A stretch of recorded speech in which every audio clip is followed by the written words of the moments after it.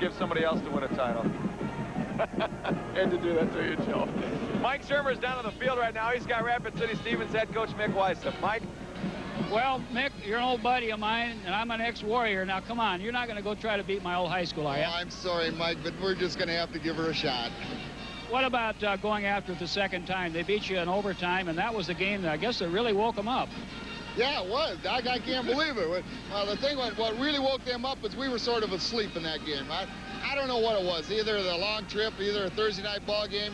We had already clinched a spot for the playoffs. Who knows? And again, with the tough schedule that we play all year, you got to be up almost every week. And that was the one I just didn't think we were ready to play. And I went into halftime. We were behind 14-0. I said, hey, we can either come back out and try and play football like we're capable, or you're just going to be embarrassed. And fortunately, we fought enough to get back in 14-14 and then didn't do too well in the overtime.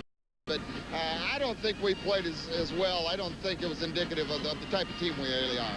You know, I mentioned to Jim Herron, Beresford coach. He finally got one after 20 years. Now, you've been around a couple times, too. You think it's my time? Yeah, this is always fun, you know, and it's something you work for to get here. Sometimes, you know, you talk about them and set certain goals at the beginning of the year, and you keep reaching one, and making it to the Dome was a big one. And, of course, I tried to remind the kids that, boy, we still got one more left, and that's to win this one. One last one. What are we going to see tonight? The old, as they're calling it now, smash mouth football, or are we going to see a little anti-eye over? Well, we think, you know, we just don't have the personnel to run the type of offense that I really want to do. And so we went sort of the smash mouth type of football. And but we're going to do something. I don't think we can just line up against them and, you know, and power it all the time. So you're going to see a little bit of swift or shifting, a little bit of motion. See if we can't get them to get some wrong defensive calls and that type of thing. Believe it or not, I wish you all the best. Oh, thanks a lot, Mike. Appreciate it. Go get them. Okay, thanks. Back to you guys. All right, thank you, Mike. Mick Weissop, the head coach of Rapid City Stevens, making his second appearance in the 11AA championship game. We'll try to get Mike to work over and get Washington head coach Glenn Selivold. Before we get things rolling here, we told you both these teams, they finished out the regular season playing against each other. Stevens lost to Washington 20-12 in an overtime game, that in Sioux Falls earlier this year. And so we've talked about it before, a lot of revenge factor in this ball game tonight for both teams. Glenn Selivold, he was here last year with his Mitchell Colonel squad. They lost in the finals to Sioux Falls O'Gorman, but he is back with his first year at Sioux Falls, Washington. Along with him, Rick Bromer is an assistant coach for the Washington High team this year, and Rick led Tri-Valley to the championship game last year in his class. And Mike Shermer has got Warrior head coach Glenn Selivold on the field now. Mike, take it away. Well, Sully, let's go back about a month. The Warriors 3-5, and now you're here. Did you have any idea that you'd be here? Well, we knew all along if we put it together, we could be here, and I guess we had a lot of confidence that we could get the job done, and we never gave up on them. The kids never gave up on themselves, and that's why we're here. I kind of got a feeling that you took things in order. First things first, and number one was get the kids to believe, hey, we can beat somebody. Well, that's right. We had to learn how to win, and we didn't always do that at the beginning of the year, know how to do it, but we've gotten a lot of poise and found out that we can do it, and that's 90% of it right there. And right now we're believing in ourselves, and we're playing the best football we've played undoubtedly all year long. I was just talking with Mick Weissop, and he agrees that the Stevens game was really the one that really woke you guys up. Well, I'll tell you what, if they would have gotten this, I'm not sure we'd even made the playoffs. And that has something to say about the competition we're playing and the bonus point situation. Our schedule is unbelievably tough. We play the best teams in Iowa and North Dakota, and we're 4-1 against South Dakota people, and the only team that beat us, we managed to beat them in the playoffs. So I guess we'd have been very disappointed if we hadn't made it. What about playing a team the second time? Is that good necessarily or bad or what? Well, we were very happy to play O'Gorman the second time because they got us pretty good the first time, and we managed to beat them in overtime, and I'm sure they're very happy to play us second time. To beat a very good football team like Rapid City Stevens twice is going to take a great effort, and I just hope that we're equal to the task tonight.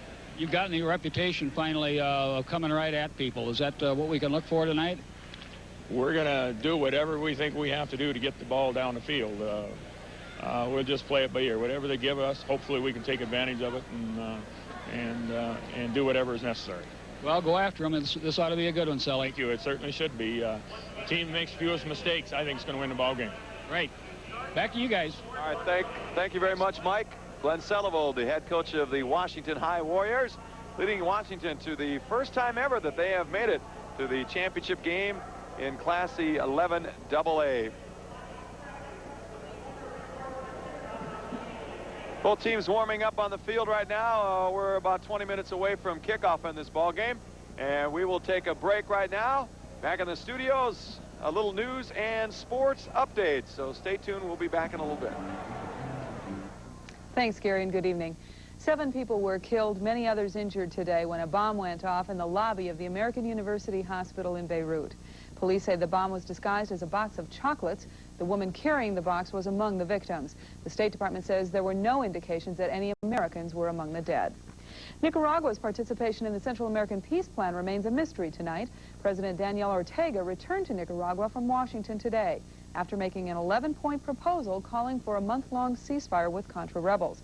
But the plan drew immediate criticism from Contra leaders who called it a plan for their surrender. Democratic presidential candidate Richard Gephardt took his campaign to a Worthing, South Dakota farm this afternoon, telling a small group of farmers that he has the leadership experience and agricultural commitment to earn their votes. Gephardt told South Dakota Democrats that the 1988 presidential election will be the most important in their lifetime, and that it's time to kick the Republicans out of office. Well, other Democratic candidates feel the same way, of course, but they differ on who would make the best president. South Dakota Party members will have a chance to hear from several of their representatives at a dinner this evening.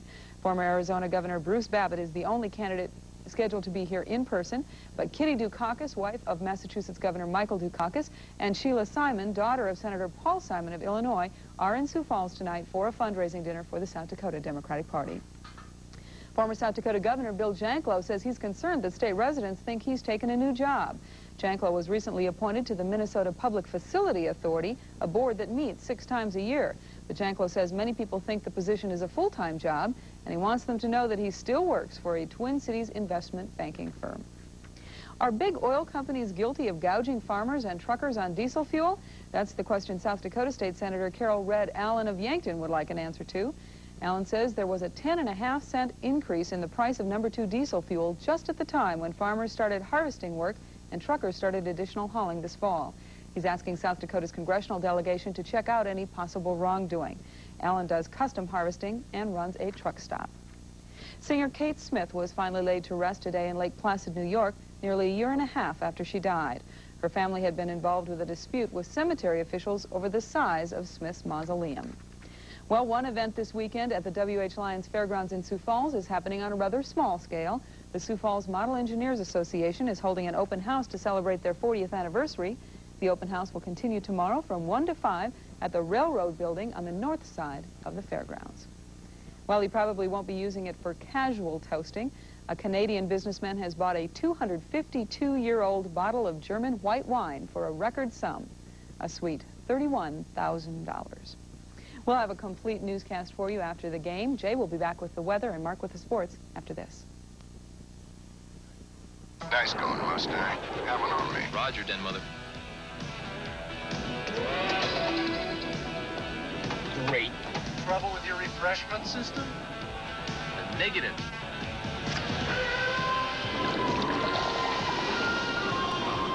Where is he?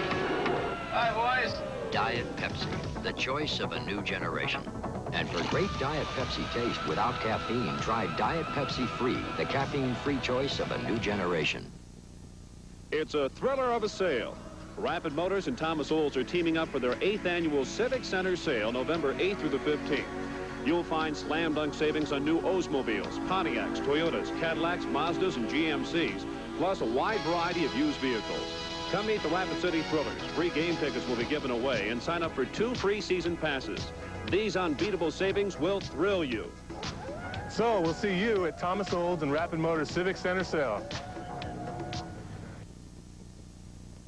Our eyes are fixed on a nasty winter storm which is brewing right now in the southern Rockies and headed toward the east. A complex low-pressure system centered in southern Colorado has brought a lot of snow down here, up to 16 inches in Utah. There are advisories for heavy snow in Colorado. There are snow advisories in southern Wyoming for tonight. all because of this cold front, which, as we say, is moving into our area. On the backside of this cold front, gusty winds out of the north, so we're watching that as it cuts across our area. Temperatures at this hour across the region in the upper 40s and the 50s. Everyone has cloudy skies. We could see some sprinkles starting anytime tonight, overnight, and actually right on into Monday. Our forecast calls for cloudy skies, windy conditions, especially West River, rainy conditions, on and off showers, and cool temperatures, highs mostly in the 40s.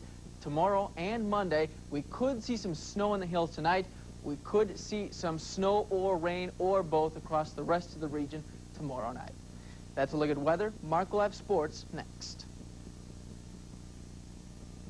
And now, Speed Queen for a day, where it all comes out in the wash. Should you buy a washing machine? Or this state-of-the-art advanced new electronic Speed Queen Marathon? Should you get a warranty? Or up to a 20-year top warranty? Should you get a Wimpy Ordinary top? Or a Speed Queen stainless steel top that's easy on close? The choice is yours. You can run a washing machine, or you can run a Speed Queen Marathon. It all comes out in the wash. See Larkin & Jones Appliance in Rapid City, Tri-County Electric Association in Plankinton, or Sendak in Presho. This is a commercial the makers of Counter don't want you to hear. Both diphenate insecticide and Counter. See, I said, both diphenate and Counter give you about the same rootworm control, but diphenate costs less per acre. And another thing, diphenate controls cutworms, Counter doesn't. So use diphenate and get more control than Counter for less per acre. Diphenate, more control for less. Well, high school isn't the only football in South Dakota this Saturday. The North Central Conference closed out its season. We start with highlights from Brookings, where South Dakota State University hosted what appears to be playoff-bound Mankato, the North Central Conference champion. Let's go to those highlights from Coughlin Alumni Stadium. SDSU scoring first, quarterback keeper by Ted Wall. The extra point good. The Jacks lead 7-0 early. Second quarter, Mankato State on the SDSU 5-yard line. Quarterback Mike McDevitt keeps the ball around end for the touchdown. The extra point no good, and the Jacks lead at 7-6. State answers right back. Kevin Hofer plunges in from a yard out. The extra point makes it 14-6. And before the half, the Mavericks come back. Mike McDevitt handing off to Dave Schofield, who carries it in behind a wall of blockers. And the Jacks lead at 14-12 at halftime. With the Mavericks ahead 20-14, Dan Sonic becomes the North Central Conference all-time career rusher, breaking the record of Chul Schwanke and giving State a 21-20 lead. In the fourth quarter, the Mavericks go on top. That 35-yard touchdown pass from McDevitt to Tony Diggs. And we go to the scoreboard. The final, Mankato State wins at 26-21 over SDSU. Once again, that is the Mavericks' first touchdown pass they've completed all season. Well, at the Dakota Dome earlier this afternoon, second place USD and last place Northern Colorado. It should be a mismatch, right? Well, it's rather an embarrassment. Mark Ovenden has the lowlights. Well, Mark, it looked like the Coyotes would finish up with a win and go 8-3 on the year when they scored on their first possession, but back came Northern Colorado. This was a weird game, as you can see by this play. Rob Pardo stripped Paul Parr of the ball. He went 48 yards for a score, and that was just a bad omen. Tied the ball game up. Now, USD came back to take the lead at 14-7 when Anderson hit Dave L., who scored 2 touchdowns, and it was 14-7. But again, UNC capitalized on a USD mistake. A fumble to start the second half, and 12 yards later, they had a touchdown pass to Greg Finkbonner. It was 17-14. Then they really iced the game away with another big play. They faked a punt and went 53 yards on the pass from the punter to Dan Weber, a running back, for a touchdown. And Dave Triplett just knew that things weren't going to turn out well when his team was giving up big plays like that. Those are the things that you just got to avoid in a close football game, and if they're going to happen against you, no matter how you play and what the stats are, you're going to lose it like we did. Dave L. cut the lead to 24-20 with his second touchdown of the game, but the Coyotes would never get closer, losing 27-20. That was the final score. From the Dome for Kellerland Sports, this is Mark Ovenden reporting. And now the moment of truth. Will the Augustana Vikings finish the year with sole possession of the North Central Conference basement? Well, St. Cloud was in town, and we do have highlights from Howard Wood Field that look good for Augie. First of all, Chris St. Augustine on the first play of the game, a 65-yard run for the Vikings. The extra point attempt was no good, and Augustana led it 6-0. In the second quarter, St. Cloud can't put it in. They have to settle for a field goal here by Steve Smith, and Augie leads at 6-3 at halftime. In the fourth quarter, Augie ups its lead on this long touchdown pass. Fools everyone. Bryson Mollenhoff hauls it in for the score. The try for the two-point conversion, no good. Augie leads at 12-3. St. Cloud finally ties the game late in the fourth quarter. 2:47 on the clock. This pass from Jeff Williams to Harry Jackson. And the Huskies go on to win it. The final score, 20-12. The Vikings finish the conference year at 1-8. We'll have all the scores from the North Central Conference and the Iowa football playoffs. But first, back to the Dakota Dome for Sioux Falls, Washington, and Rapid City, Stevens. All right, thank you very much, Mark. We're back at the Dakota Dome where we have 1 to go now for the 11 AA championship in the 7th annual South Dakota State High School football playoffs. This one will match the Sioux Falls Washington High School Warriors and the Rapid City Stevens Raiders. They have played each other previously this season, a few weeks ago, when the Warriors won a 20-14 overtime decision at Howard Wood Field. The Warriors were second rated in 11 AA in Region 1 at 48.056. O'Gorman top ranked and rated first at 53.611. This is the Warriors' first appearance in a title game. They lost in the semifinals twice. They are coached this year by Glenn Selevold in his first year as head coach of the Warriors. Selevold previously coached at Clark, his hometown, Brandon Valley, and Mitchell. It's the second team that Glenn has had in 11 AA championship play. Last year, he led Mitchell against Sioux Falls O'Gorman and lost to the Knights 17-14. Rick Bromer, also his second Dome appearance in championship role. Bromer is a Washington High assistant. He was head coach at Tri-Valley last season and lost to Platte 18-14 in the 11B title game. Selevold's coaching record overall now is 156, 81 losses and 3 ties in his career.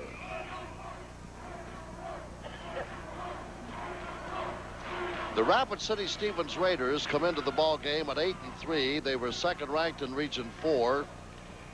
Sturgis was first at 52.111. The Raiders are coached by Mick Weissop in his second year. Lost to Mitchell in last year's semifinals, 17-7. And as with Warrior coach Glenn Selevold, this is Weissop's second team in 11 AA championship play. His Sturgis team lost to Brookings 23-8 in 1983 in the 11 AA title game.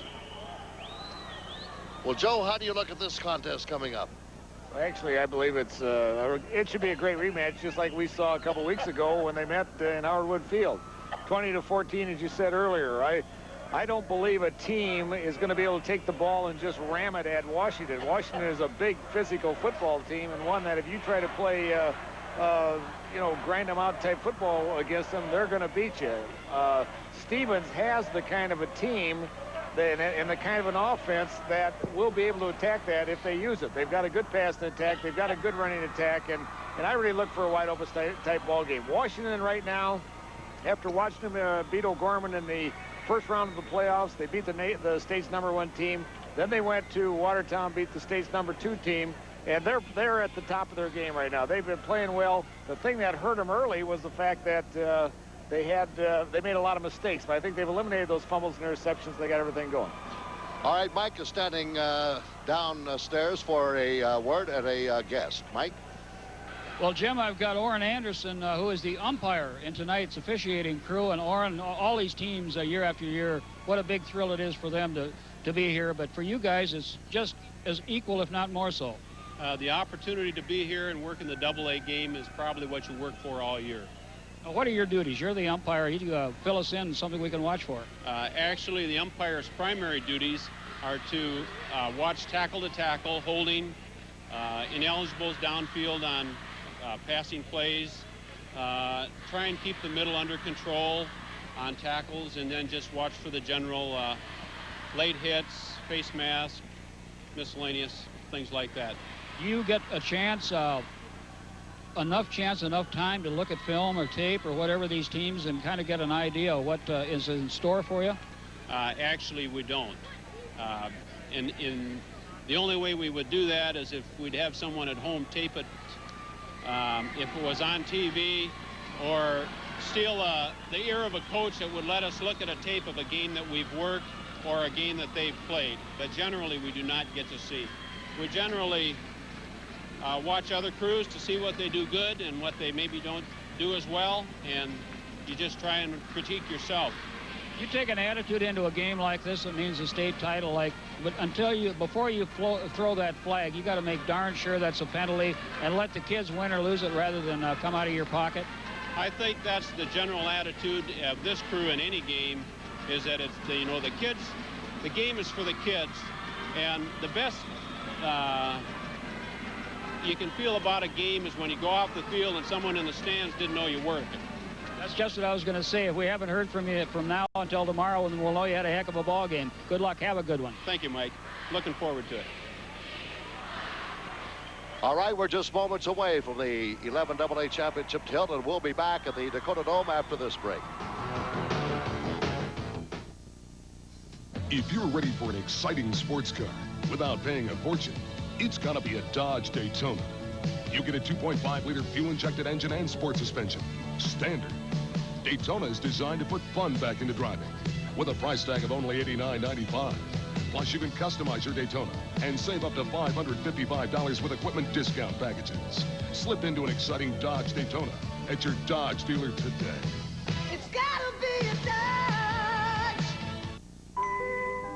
Give a Hugosaurus this Christmas.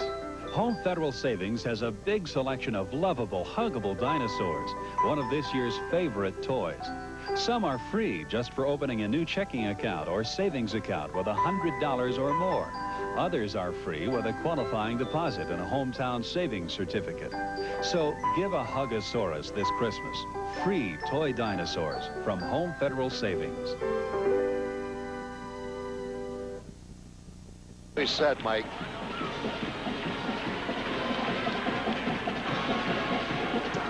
Well, the 11AA state title game here pits two new faces on the field, but they certainly are not strangers to one another.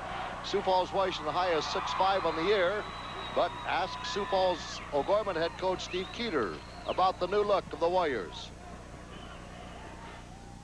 You have got to establish a ground game, and that is tough to do. They've got some great size up front. I think to be successful against them, you have to do some movement along your line. You have to trap. You have to be able to sweep them. We always felt that they were a little susceptible to the sweep. But you've got to establish some kind of ground game. If you can establish the ground game, you can go to your passing game, and that's what we did the first time we played them. You've got to be able to pass off of play action. They've got too much speed in their secondary. Looking at it from the defensive standpoint, it is very potent. I don't know that I've seen a team with as much size up front with the quickness they have to go with it. Legal at quarterback and Anderson are very, very fast. They can hurt you in a lot of ways. Also, they're tough runners. They'll turn up on you, and they're tough to bring down. Rapid City Stevens defeated Yankton 35-6 in the semifinals of region play to get to the championship berth. And Yankton head coach Max Hawk gives us a scouting report on Rapid City Stevens. And are the Raiders playing good football as well when they have to? Well, Stevens is a very fine power offensive football team. They run the give the ball to Thompson, the halfback, and he runs to daylight very well. And I think they're a good, strong, big, well-coached team. And defensively, they use the 53 and do a lot of stunning, and it's really tough to run against them. At least we weren't able to do it. They threw the ball when they had to, but tried to play control-type football with the power. All right, thank you very much. Both teams, or the Rapid City Raiders, still are not here. They come. There's a good contingent of student body fans from both schools just below us here. The bleachers are completely filled and a good crowd on hand. Followers of both teams and other football fans across the way. In the North Central Conference today, Mankato State edged South Dakota State 26-21. It would appear that Coach Dan Runkle's Mankato State Mavericks will have an NCAA playoff berth. Northern Colorado surprised USD 27-20. Nebraska Omaha shut out Morningside 32-0. St. Cloud State finally upended Augustana 20-12. And North Dakota State ran roughshod over North Dakota 42-10. Some other major college games. Iowa just getting by Ohio State 29-27. Notre Dame walloped Alabama 37-6. Oklahoma State, no problem with Kansas, 49-17. Iowa State, 2 points over Kansas State, 16-14. In Big Ten action, Michigan beat Illinois by a field goal, 17-14. Florida beat Kentucky 27-14. And Clemson beat up on Maryland 45-16. Texas defeated TCU 24-21 to give you some of the major college action this afternoon. All right, let's go over to Gary Weckworth now as the teams are lining up, ready to be introduced. And Gary, ready with the starting lineups and the ensuing kickoff here. All right, thanks, Jim. Oh, there we were for a second.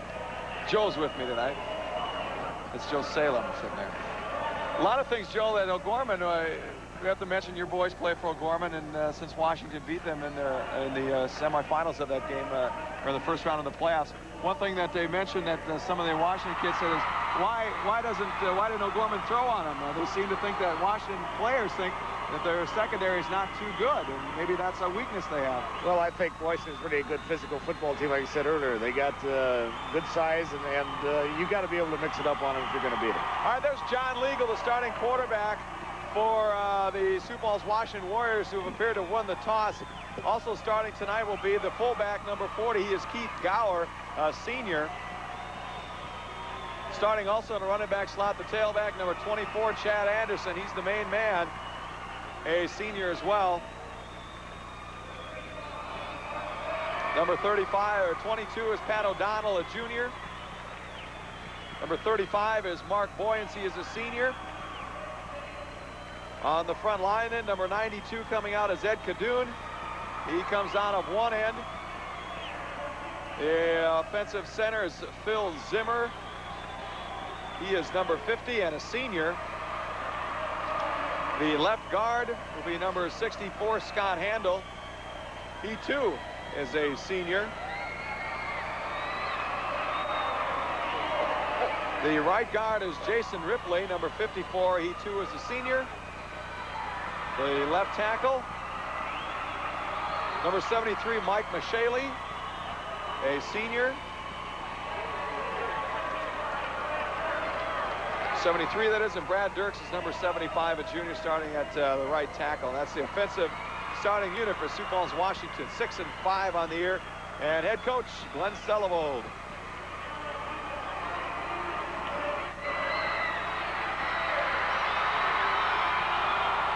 Starting defensively then for the Raiders of Rapid City Stevens. Number 64, Joe Signestad, a senior. 6 feet 160. Number 80 is Paul Naughton, a junior. Left tackle will be Mark Hughes, a junior, number 74. Right tackle number 78 coming out of the chute, Dirk Gustin, a junior. At nose guard, a senior, number 77, Jimmy Dean. 260, 6'1".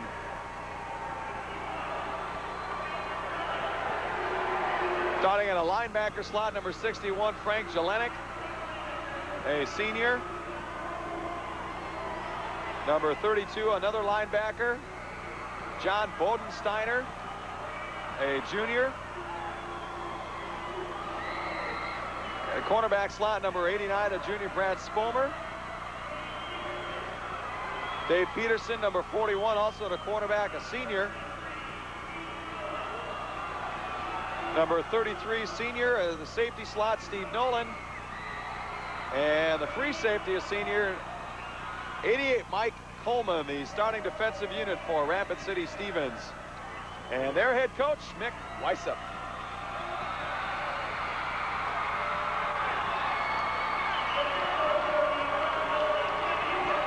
So that's it. We're ready to roll.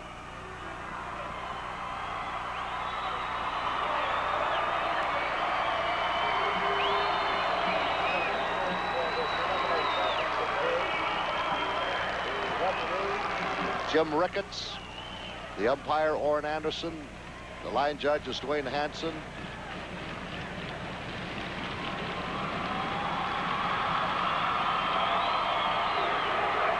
Randy Wagmeister will be a head linesman.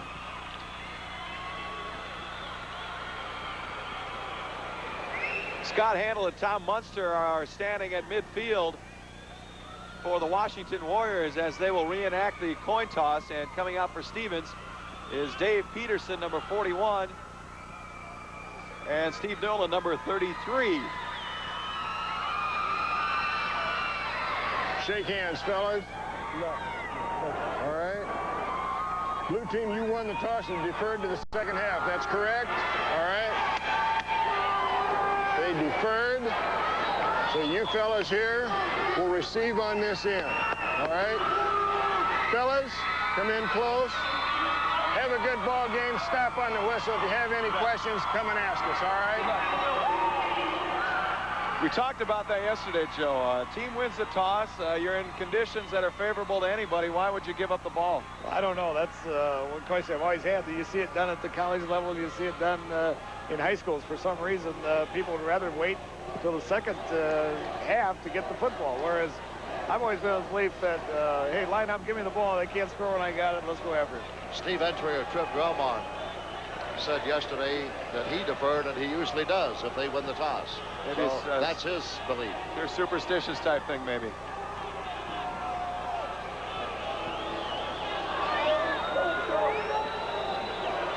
Kicking off for Rapid City Stevens will be Sean Cohn, a senior, and Sean is quite a story.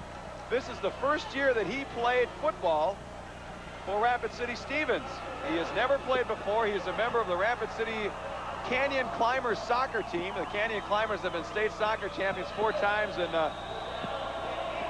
Sean Cohn is the extra point and kickoff man for Rapid City Stevens. That's Chad Anderson, you saw back for Washington, number 24, and he will take the kick on his own 11-yard line and go straight up the middle. And he got a little daylight as Washington will take over from their own 31-yard line. Well, it was a good high kick. They had a chance to get down under, but it did not go very deep. It went to about the 10-yard line, and Chad Anderson's got good speed and was able to get a good return with it. We mentioned Chad Anderson, a leading ground gainer for the Washington Warriors on the year, 914 yards rushing. John Legal, the quarterback, number 15. And here we go. In motion was Pat O'Donnell. And getting the call was Keith Gower, number 40.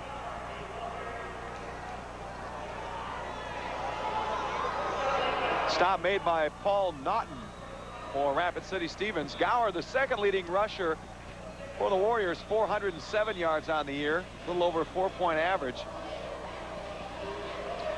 And an equipment timeout. That's Steve Nolan for Stevens. Referee Jim Ricketts giving him a hand. Jim knows all about those shoulder pads. He wore them for the University of Wyoming. Gower picked up 3 yards on the first down and play. Second down and 7 for Washington. They're on their own 33-yard line. In motion again is O'Donnell. Legal to throw, and he shoots for O'Donnell. He's got the first down and out of bounds at the 43-yard line. John Legal to Pat O'Donnell. Well, that's Washington's favorite pass. They'd like to get a split to the right out of their unbalanced line and get that wing back into the flat. And they've had great success with that this year of the games I've seen him. And I think it's been one of Glenn Sullivan's favorite plays ever since he started coaching. So a 1st and 10 for the Warriors on their first drive. They're on their own 43-yard line. No score. We're just underway. Gower fumbles. And it appears it's anybody's ball. Washington retains coming out of the pile, number 64, Scott Handel. So a break for the Warriors early going. Well, there's a replay of it. He just didn't get a good hand. Oh, but hit the fullback as he went by him. Keith Gower apparently didn't look like he knew he was going to get the ball. But Scott Handel made the heads-up play and falls on top of it. They picked up a yard on the play. So now 2nd down and 9. Bottom of your screen is Mark Boyens, number 35. Coming through is Chad Anderson, and he's to the 49-yard line.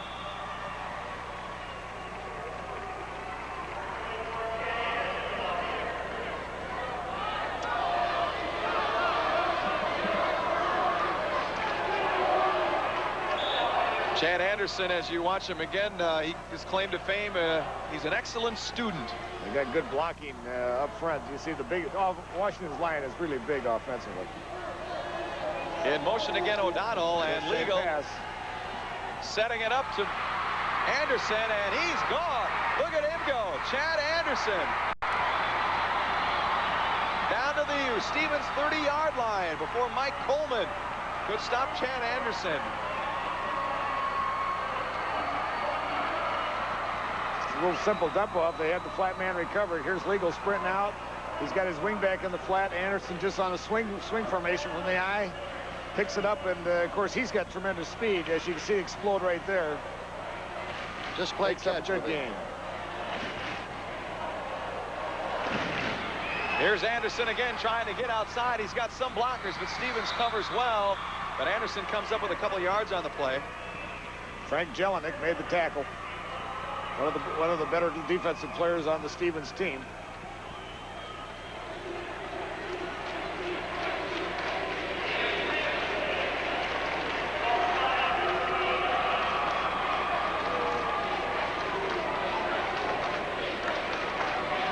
The Warriors showing some spark offensively, mixing up the plays in the early goings. Knocking on the door at the Stevens 28-yard line. 2nd down and 7. We're just underway. Gower. And he muscles for maybe 1 or 2 yards on the play.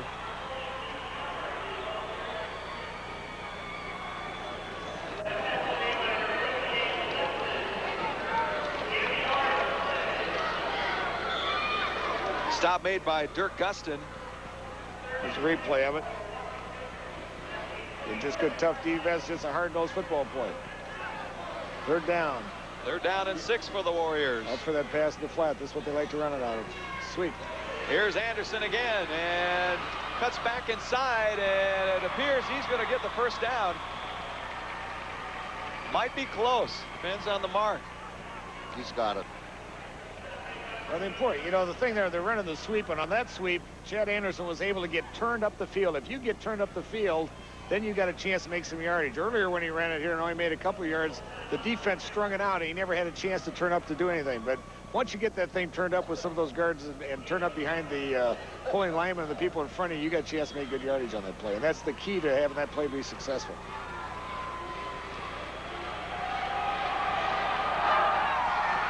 Good call, Jim. You saw it all the way, right? Well, I did, but they spotted the ball a little back from where I thought they should have spotted it. Well, we'll count it. You're 1 for 1. So the Warriors drive stays alive. They're on the Stevens 21-yard line. And we're at the 8-minute mark of the 1st quarter. Still no score. This is the 11 AA state championship game.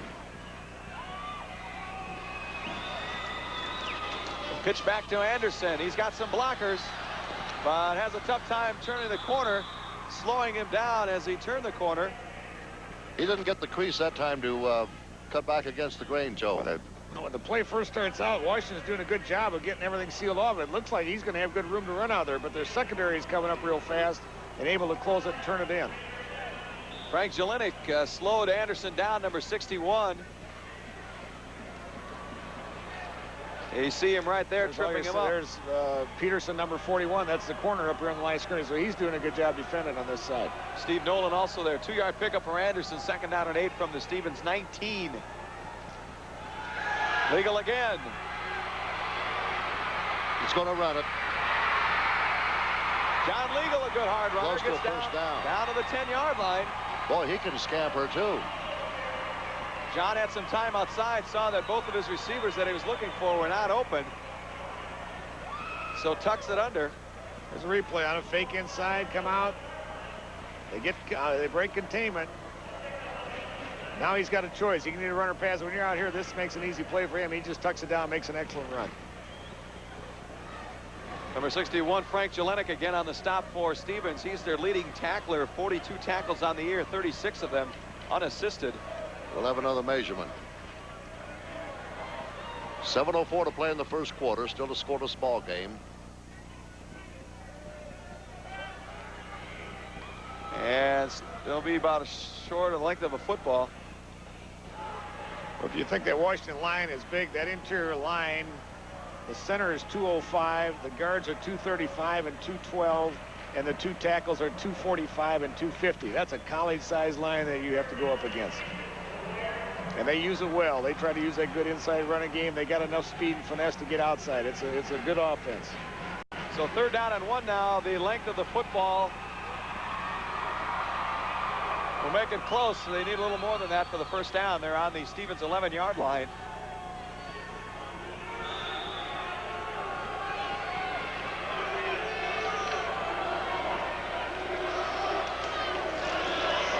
And it appears they should have it. Keith Gower got the call, and they didn't need a lot. So Washington gets the 1st down. They've taken the opening drive and marched down the field and killed just under 5 minutes already. It's just a simple drive coming off the left side. They got a hole punctured in there, and Gower, of course, was able to get his 1st down. 1st and 10 on the 10. Officials timeout.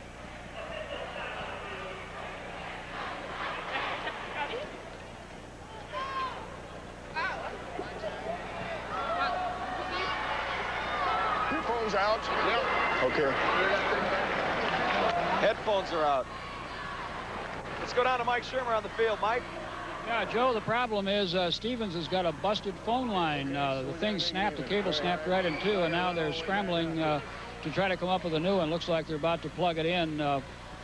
We've seen this happen. I believe it happened to Harrisburg last year or the year before, and the officials will halt play until all things are again equal. They either halt play, Mike, or they may make Washington take their headsets off and not use their phones till they're both fixed. No, Joe, I saw the cord myself. It was snapped right in two. There's some quick splicing. Yeah, we got a good Mike, you have some tape down there? Got any tape? What's that? You have some tape that you can fix it? 1st and goal now for Washington from the 10.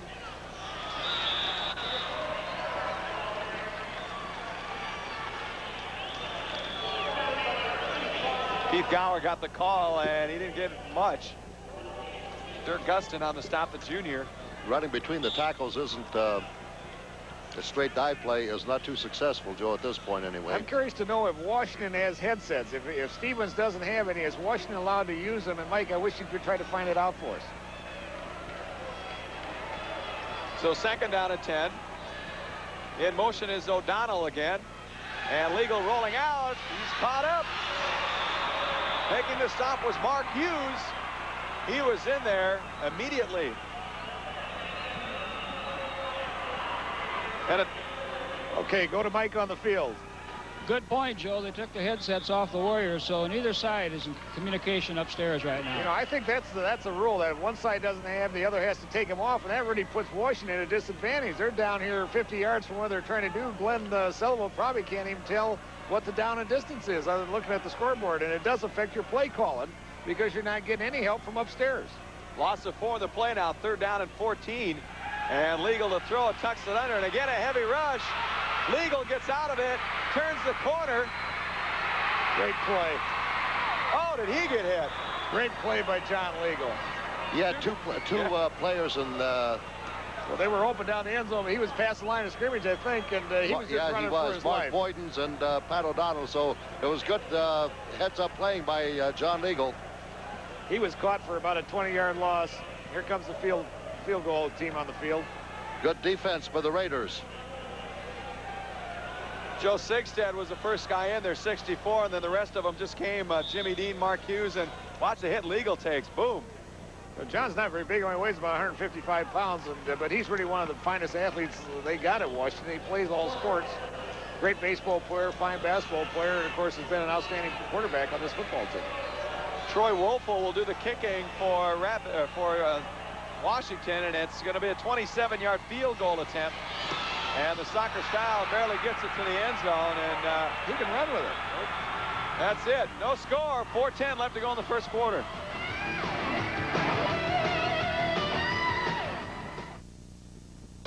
Plan on shopping or visiting Sioux Falls this holiday season? Stay in comfort at Howard Johnson Hotel and Convention Center. Howard Johnson offers convenient access to the malls and the airport. You can relax in a spacious room or take in one of many indoor activities at Howard Johnson. And as a special treat, save 25% with a special coupon available at any Jack and Jill food store. Howard Johnson Hotel, the comfortable name and lodging. Make your reservations now. Call 336-9000. Michael? Mr. Jackson?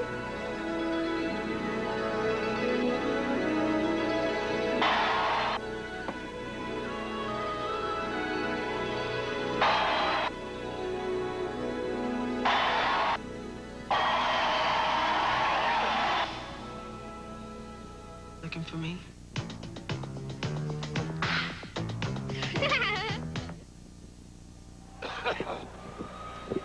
Mike Shermer.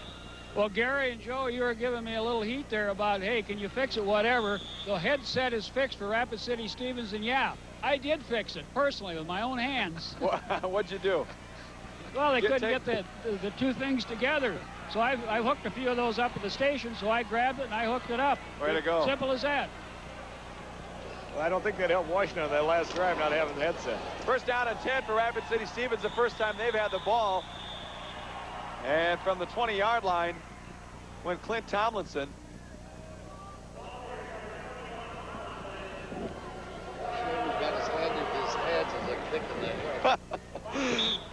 Bob Monis in as a stop for Washington. Monis 35 tackles on the year.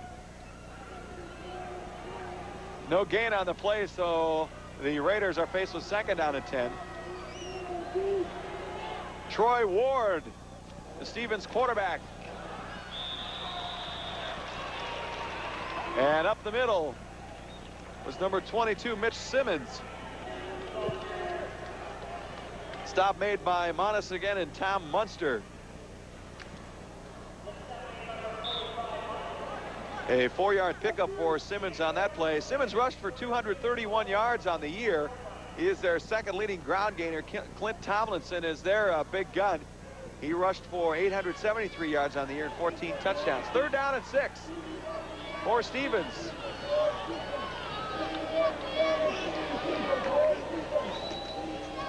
And the pitch back to Tomlinson, and he's got some room outside, and a first down, a fumble. Who's got it?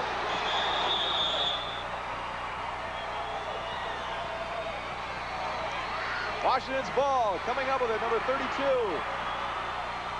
Chad Mahacek. Chad Mahacek coming up with a fumble recovery at the 36-yard line. That's what we're talking about. When you run a sweep, when you get it turned up the field, you usually make good yardage. But he got a good hit right there. Got the hat on the ball. The ball came popping out. Chad Mahacek gets it. Big break for Washington. Big break. Mahacek, they call him, he's got a great personality for a defensive player. He's ornery. So Washington gets the ball back. The offense has worked a lot as you see O'Donnell in motion. And back to pass is legal again, and he's got a lot of room up the middle and just takes off. It's a foot race. John Legal inside the 5. To the 3-yard line. Great play. He's just going back to pass. There isn't anything there, and he's making just great individual effort on his part. He's had 2 of those now. Boy, he turned it on. Spot the ball at the 4. He didn't have a lot of pressure from anybody as far as being able to throw the football, but evidently nobody was open. You're seeing back to pass. Good protection. Sits in the pocket well. Now the sees rush. a hole, and there he goes. Boy, he just blew right by it.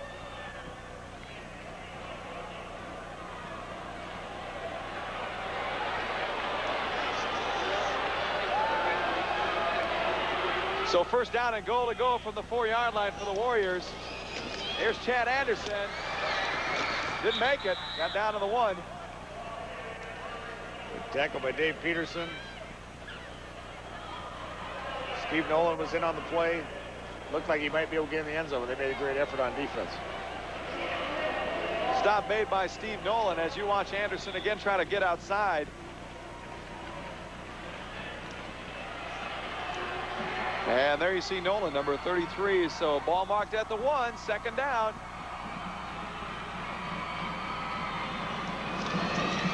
Anderson, simple play.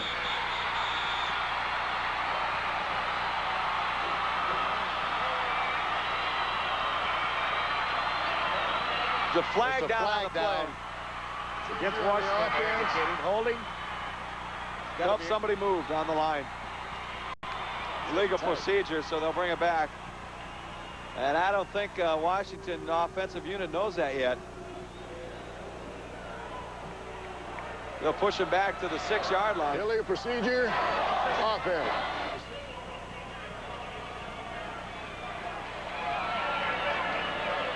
Watch the block of the left guard and the left end down here on the left side. They just wiped those Stevens guys out.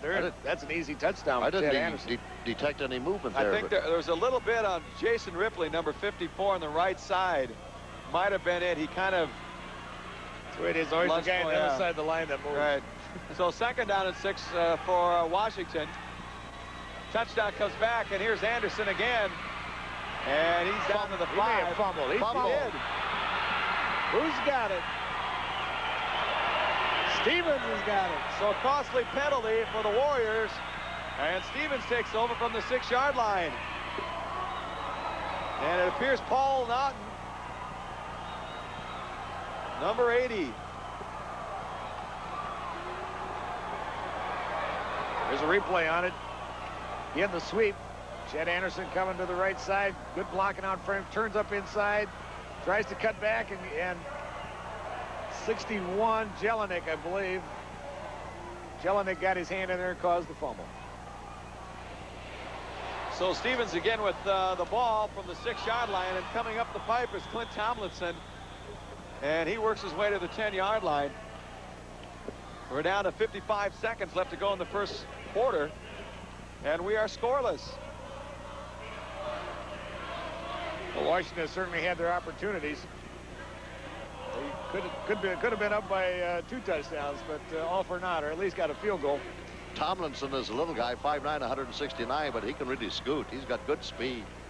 Hits the hole with quickness. Stevens in their power I formation. They've stayed in this formation a few times they've had the ball. In motion is Rob Glanzer. Well, that's Mitch Simmons, the ball carrier.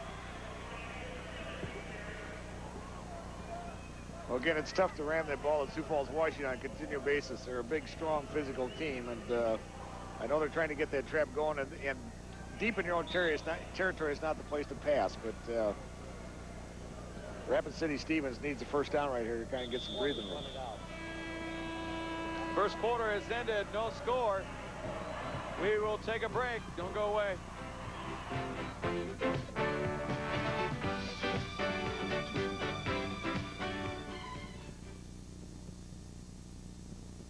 Well, Lewis, looks like there's one for you and one for me. Oh, I see we're switching today. Well, I know you're an accomplished musician. I just want to see how I'll do on this new Apple IIc computer. It has hundreds of add-on accessories, and it's easy to set up. Best of all, though, friends, it's free with a qualifying deposit at Metropolitan Federal Bank. I can't think of a more worthwhile gift. Stop by Metropolitan Federal today for all the details and get an Apple IIc computer free. The way some people tell it, no hybrid has everything. So you have to settle for one that comes close. But that's not true now. New Garst 8708 yields with 3475 and 3737. And it stands and holds its ears. So before you settle for something that's not quite there, plant Garst 8708. Because you know as well as I do, close isn't good enough. We're about ready to start the second quarter. No score between Rapid City Stevens and Sioux Falls, Washington for the 11AA championship game. Stevens now 3rd and 5. They're on their own 12-yard line. Troy Ward, the quarterback, number 11. And that is Clint Tomlinson, and he's brought down about the 17-yard line. Let's check in with Mike Shermer. Gary, Denny Thompson, the Warrior trainer, is checking John Legal out, and Sam Wright and the backup quarterback's cranking up right now. I'll try to check out the problem, but we might see a second quarterback for Washington. Be interesting to know what he got, Mike. He got hit awfully hard down here when he made that fine run, and I'd be curious to know what happened or what he hurt. I'll check it out. Tomlinson got the first down on the play at the 19-yard line for Stevens.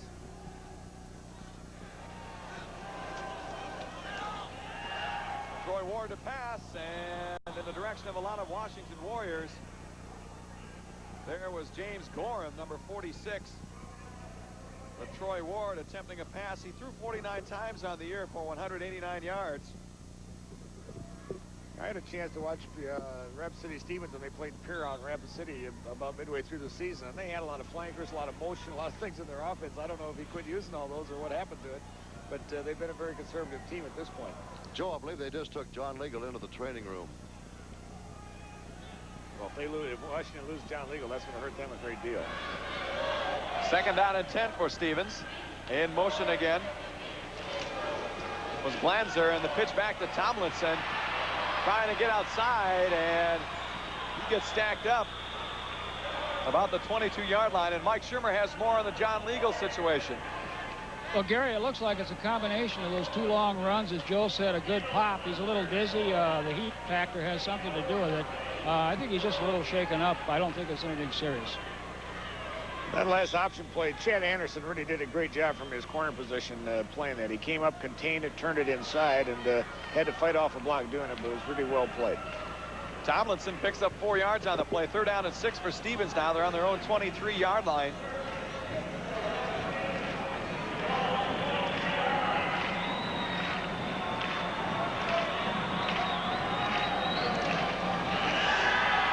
Ford to try it again to the air, and incomplete. He's going for Brooke Lighty, number 81, but almost picked off by number 44. Sean Hofer was there. Joe, so many of the teams here that we've seen in the championship have players going both ways. We know Chad Anderson and John Legal both play defensively. That takes a lot out of a player here in the Dakota Dome, doesn't it? Well, it does. Not just like Dakota Dome. You would have to be in shape to go first both ways, especially with the physicalness of this game. I mean, these are big, strong teams that hit each other. Tom Doyle to punt on 4th down for Stevens. Pat O'Donnell and Chad Anderson back for the Warriors. Good kick. And it'll be down at the 43, 42-yard line, and that's the Warriors will take over. And interesting to see now who will come in at quarterback.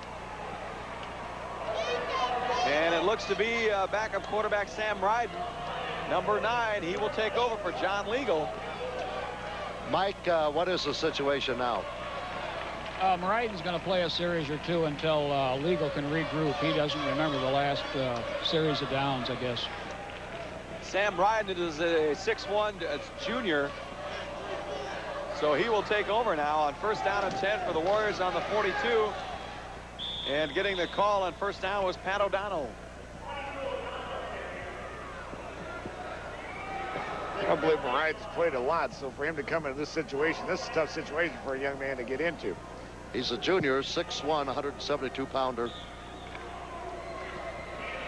He's bigger than he looks. He looks like a midget next to all those linemen out there. 2-yard pickup for O'Donnell. Here's Ryden trying to go to the air. Beats the tackle, but then gets nailed. Mark Hughes finally brought him down, but a lot of pressure from Joe Sigstad. Good defense by the Rapid City Stevens team. They tried to roll out and run a play, but they contained it and were able to tackle him for a loss. Washington's really had good field position throughout most of this ball game.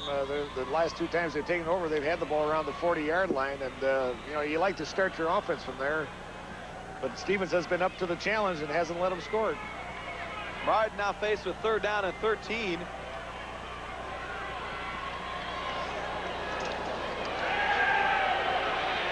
A good rush again by Stevens, and he's brought down. Joe Sigstad.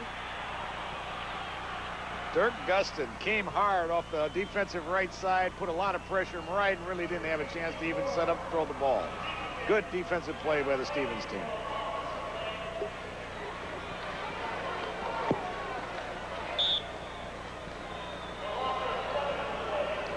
So 4th down and 13 for the Warriors.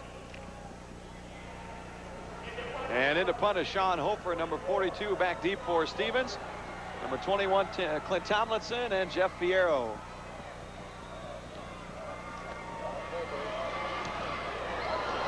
Hofer's kick angling. Yep, they got it. Ball is down at the 30-yard line, but it looks like they're going to be roughing the kicker penalty. And we'll wait to see. That's what it is. So break for Washington. Nick Weisup is saying that he was blocked into him. The fact is the flag went down, and it's 15 yards and a first down. That's a little more severe penalty is in college, Joe, right? University of South Dakota had a similar situation today, roughing the kicker penalty. It was a 5-yard penalty. Didn't give them enough to get a first down. They had to kick it again. There's John Legal on the sideline. Sam Ryden is still in, and John is trying to get his bearings, making sure everything's all right before he comes back. Trainer Denny Thompson to the left there, scratching his head. Personal foul, running into the kicker there. First down. Yeah, that's a penalty that gives you an automatic first down. Even though it wasn't enough to get a first, it's automatic first.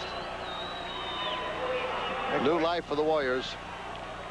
They will take over 1st and 10. They're on their own 49-yard line. Clock at 9:16 to go in the first half. Still no score. Ryden keeps it, fakes to Anderson, and he's across midfield to the 48.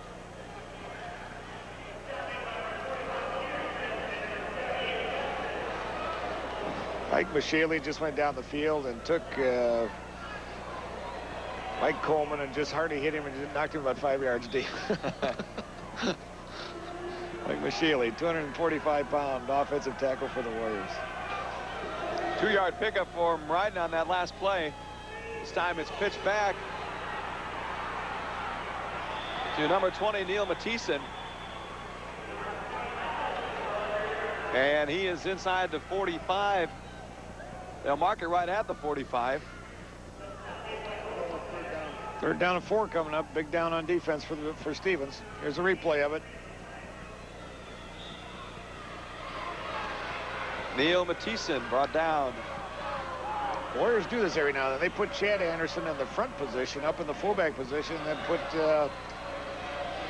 Mathieson in back in behind him.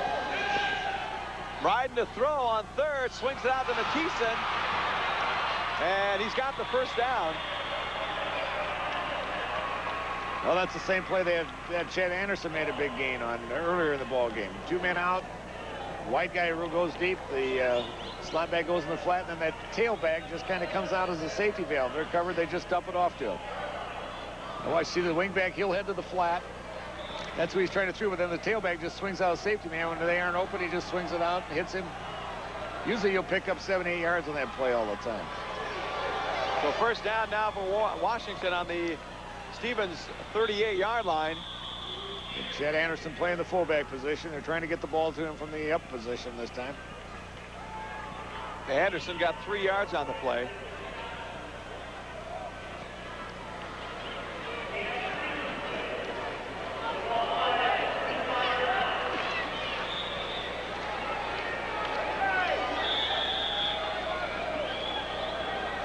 Officials timeout again. Another equipment problem with the Stevens player. Clock has stopped with 7:20 to go in the first half. No score. And we'll check in again with Mike Shermer. 3 to a man. Each Warrior has gone over and checked with John Legal as to how he is. They know they need him badly. He's up walking around now and talking with some of the players.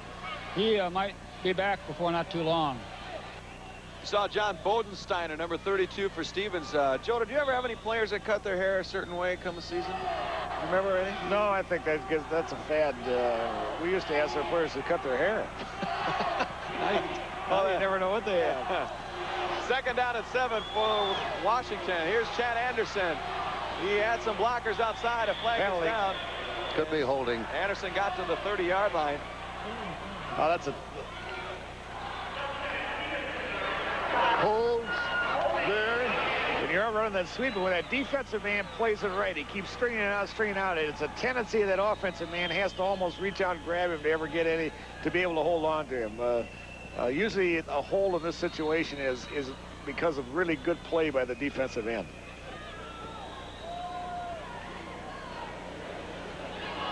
We'll see it here, right?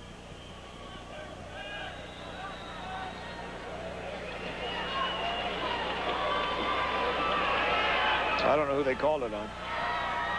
Holding on the offense.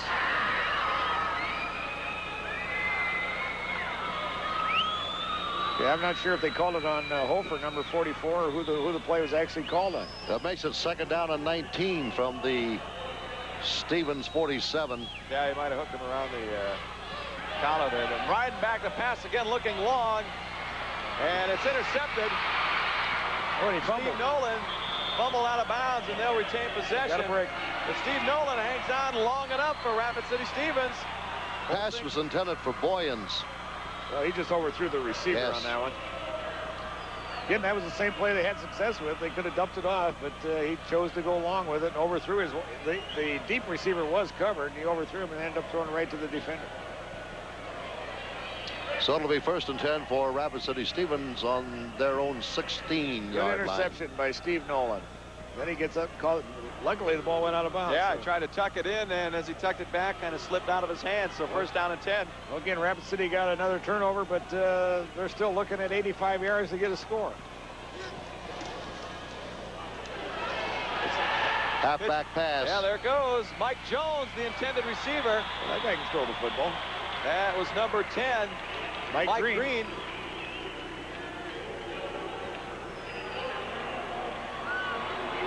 Mike Jones is the Stevens leading receiver, number 84.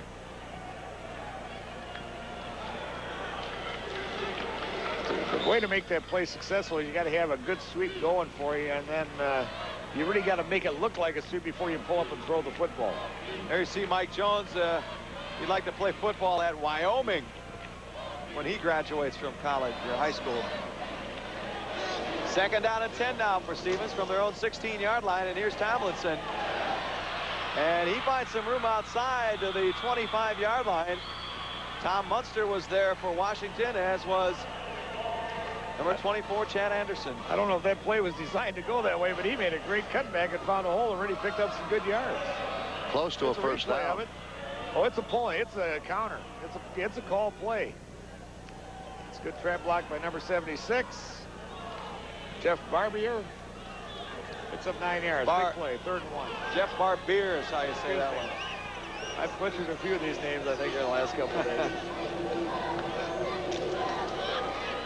Handoff inside again. And only a couple yards on the play. Simmons. And it's going to be fairly close to a 1st down. They do get the 1st down, so Stevens' drive stays alive. I mean, just show you how often they use Simmons. He only carried the ball 32 times this year, but he did make 231 yards. That's about 7-8 yards a carry. But he got 2 big ones right there when they needed it. Another equipment timeout. Clint Tomlinson, the Stevens leading rusher, his favorite pro athlete and team is Kirby Puckett. And any team from Minnesota, and his future plans are to go to college and get rich. And in the accounting finance field, he already knows that. He's going to get rich. Oh, I wish him well. Stevens 1st down and 10 from their own 27-yard line. And here is Tomlinson, but he's caught behind the line. First guy around him. Well, again, that was that counter they ran last time on 1st down, made 9 yards. This time, Washington got a lot of penetration and stopped that play. Pat O'Donnell made the stop. Bob Small, of course, came through from his linebacking position, was able to break it up. 2-yard loss on the play, 2nd down and 12. And we're at the 5.5-minute mark left to go in the 1st half. No score.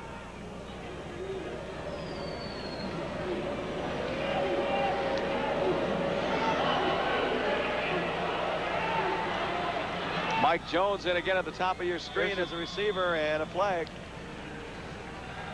Delay of the game? I believe it. Well, they went to a pro set that time with split backs, and they got mixed up with some of their substitutions or something. So the huddle on the offense. Penalty pushes back Stevens to their own 20-yard line. I saw John Legal over the sideline throwing the football. I wonder if he'll come in if they get the ball again this half. Looks like he's got his helmet on over there. He looks like he's probably ready to go. Stevens comes out again in the pro set. This is what I was talking about. This is what I saw Rapid City do earlier. A lot of shifting, moving people around. Here comes a motion. Single back set, drop back. Tomlinson's the man, and the extra second effort's got him a first down. Great effort on his part. Great catch. He went up and got hit just as he's receiving the ball.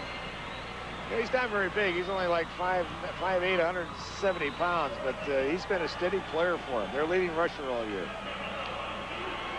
There's a replay of it. Again, they gave him a lot of motion. Got him open. He got hit just as he tried to catch it. Held on to it good. Shook loose, got enough for the first. Big play for the Stevens Raiders. Looked like Sean Hofer was going to try to find, just trying to knock the ball out of his hands, and instead of trying to make the tackle. So Stevens now with 4 minutes and 15 seconds left in the half. There again, you see the shifting. Now you got people moving. Here he comes in motion. All left to run the fullback up the middle. Yeah. What you try to do when you're doing that is you're trying to get the defense to worry about the motion, the shifts, the different formations, and hope that you can get running play going or something like that. But basically, you want to try to free up something in your passing game. Bob Small made the stop and got some help from Tom Munster. But you got only one back there, so it's very difficult to have much of a running attack. There aren't a lot of things you can do offensively with it. Second down and 9 from the 39-yard line for Stevens. And Ward trying to throw it out this time. And he's got Mike Jones at the 40, kind of at midfield, and it's enough for a first down. Troy Ward did a good job. He got outside of the perimeter of the defense, and he could actually, I think, run as far as he threw it. He had a good running play if he wanted to take it. He chose to throw it, completed it, big gain. There you see Mike Jones, number 84.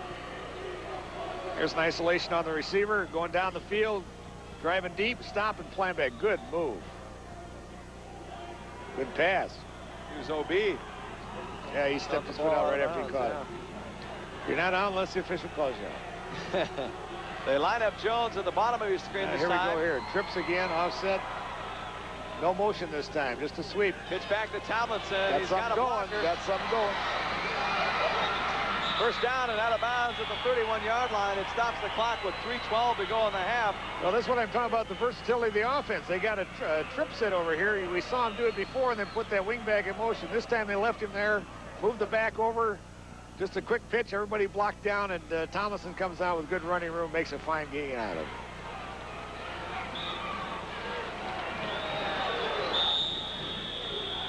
This is the Rapid City offense I saw earlier in the year. It wasn't any of that power high stuff when they were playing Pierre.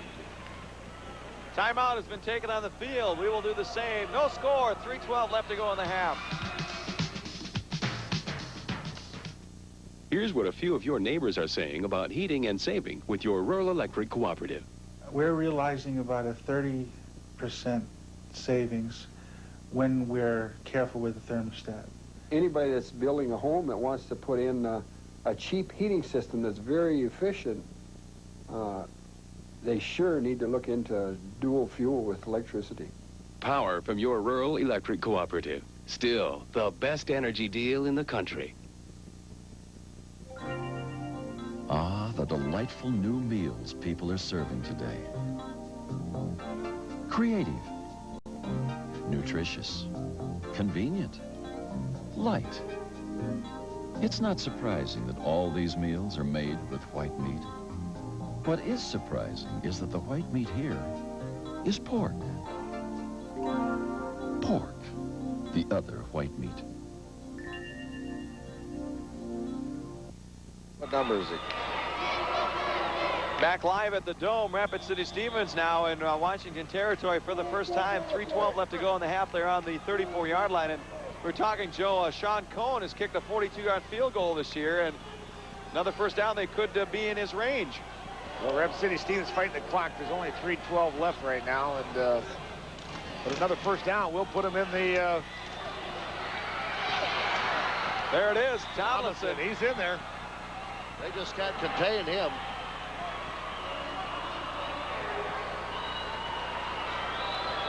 Well, they're down in field goal country if time starts running out on if there's any problem. Here's a replay of it. Again, just an off-tackle play, but he's just making a great effort. He got inside, makes a good cut to the outside. He's getting some good block by his wide receiver. Mitch Simmons down there got a good block for him. And he picks up another big gain. They've come off their 15-yard line. They've come a long way with this football on this drive. 3:05 to go now on the 18-yard line of Washington. And here's Tomlinson again. And running up the middle is still tough. But he got a couple yards on the play.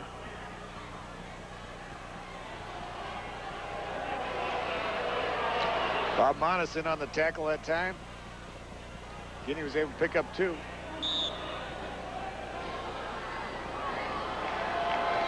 So everything seems to be working quite well for Stevens. At this point, 2.5 left to go in the half. 2nd down and 8 from the Washington 16.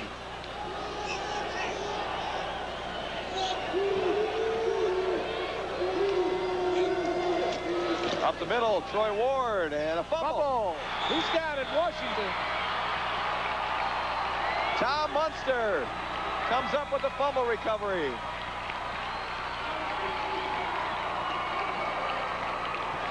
I guess he's doing his version of the sack dance, or we're getting a replay here. Washington came down and did it and fumbled, and now Stevens did the same thing. They moved the ball 75 yards. There you see Munster, 65, the right of your screen, and he just dives right for it. John Legal's back at quarterback. A tough break for the Stevens Raiders, and John Legal pitches back to Chad Anderson, and not much room outside. Maybe 2 yards on the play as the clock is under 2 minutes to go now in the first half. There you see Glenn Selivold setting in the next play with Chad Lasky, number 56. Chad and Jason Ripley, number 54, switch off, bringing in plays at that right guard position. So both those guys have are kept moving during throughout the course of a ball game. 1.5 minutes to go from the 15-yard line, 85 yards ahead of Washington to try to get some points on the board before the half. Keith Gower works hard, and he's got a first down to the 24-yard line. Great effort. He broke a couple of tackles there to get the yardage he did get. Well, again, the time left in the first half is 1 minute and 23 seconds. There's a replay on it, just that trap block up inside. Broke a tackle One there. tackle. Yep. 2 tackles. The first guy that hit him didn't know he had the ball. He was going after John Legal. Minute 15 now on the clock, and it is running from the 24, and a flag on the play. Somebody line up offsides, yeah. Dead ball. Encroachment. Defense. Dirk Gustin seemed to be the man. The rest of his teammates are slapping him on the shoulder pads. Number 78. Maybe slapping him on the pads, but I don't know what they're saying to him. Yeah, right. Maybe we don't want to know. Looks good from up here, right? Come on, Dirk, you know. It's all right. Clock stop with 1:11 to go in a scoreless first half thus far. The 11A championship game. John Legal at quarterback again for the Washington Warriors. And he's back to pass. Watch out. Trying to hit Pat O'Donnell at the 40, no go, but an excellent scramble for John Legal with shades of Fran Tarkenton on that one. They got him running all over the field. Nice gesture by number 80, Paul Naughton of Stevens. Comes up, taps him on the helmet, says, nice play. Yeah, nice play. That's one of those where he was laying on the ground. He's watching him chase him. He said, why? He'll be back in a minute. Warrior quarterback is not getting the protection needed to get set up. 2nd down and 5 now. And here's Keith Gower. First down to the 42-yard line, and the clock moving now with 50 seconds to go, 51. And Washington will obviously take a timeout. Somebody will take a timeout, but we will. Washington called a timeout, I believe. No score.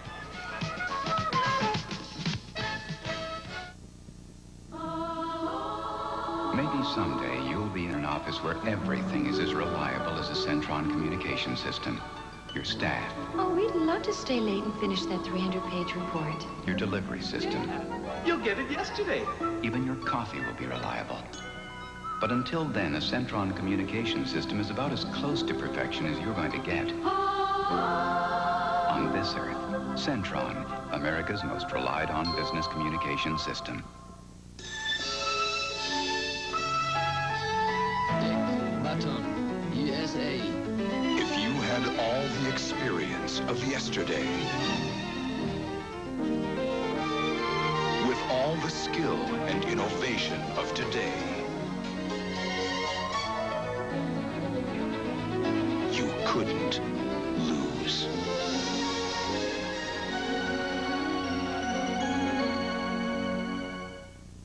They used to grease the chain. All right, Keith Gower, there you see him shaking up on the last play, and it looks like he will be all right. Trying to walk off an ankle twist or something there, maybe a cramp. 51 seconds to play in the first half. Warriors have the ball. 1st and 10 on their own 42-yard line.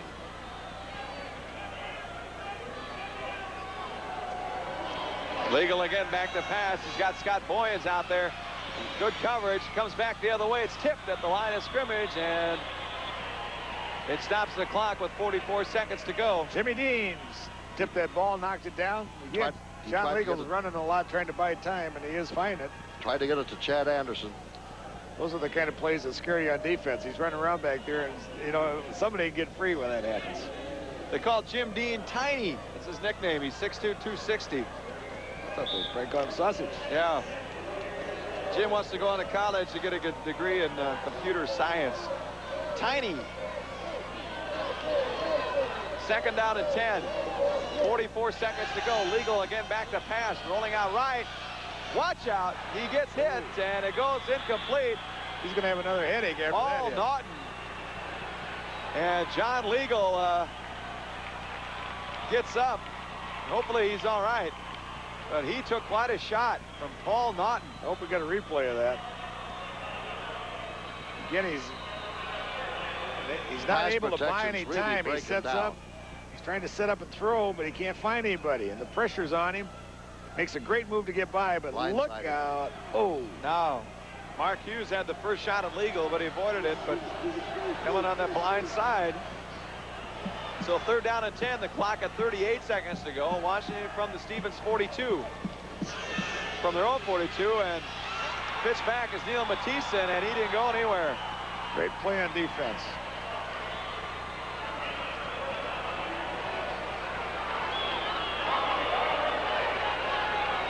Right now, Washington's just standing in the huddle. Oops, they finally got a timeout called.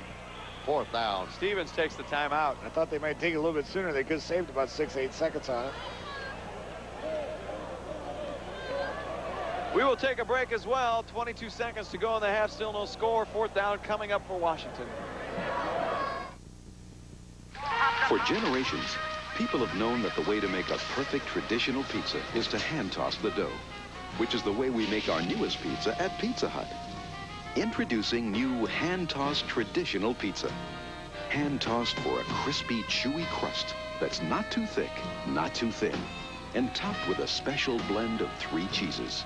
Enjoy one today for a surprisingly low price at Pizza Hut. It may be the best pizza you've had in years. And I guess my whole goal of that day was just to see heaven. I was really obsessed with that whole idea. I knew there was, you know, a better place. Wow, you know, Miss South Dakota or whatever, she really once didn't like herself very much and really got depressed. If she can get depressed and I can get depressed and she can live through it, then I can live through it. Suicide is not an alternative. It's not even an answer. It's just definite. That's it.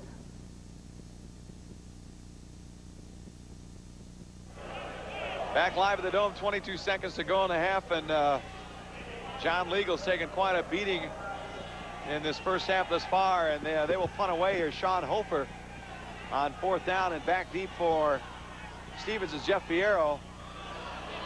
And a good rush by Stevens, a low punt. And it takes a funny bounce with Fierro on his own 14-yard line, and he's chased back and brought down about the 12 or 13-yard line, and the clock is stopped with 10 seconds to go. Well, he didn't get out of bounds, I don't believe, did he?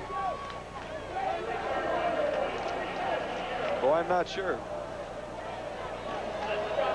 Watch John Legal. He has taken quite a beating here when he gets popped by Paul Naughton, but he will hit when he comes down. Watch 64 in front of him, Scott Handel, and his head hits his hand there and snaps his neck back, and he's lucky to be playing yet, I guess.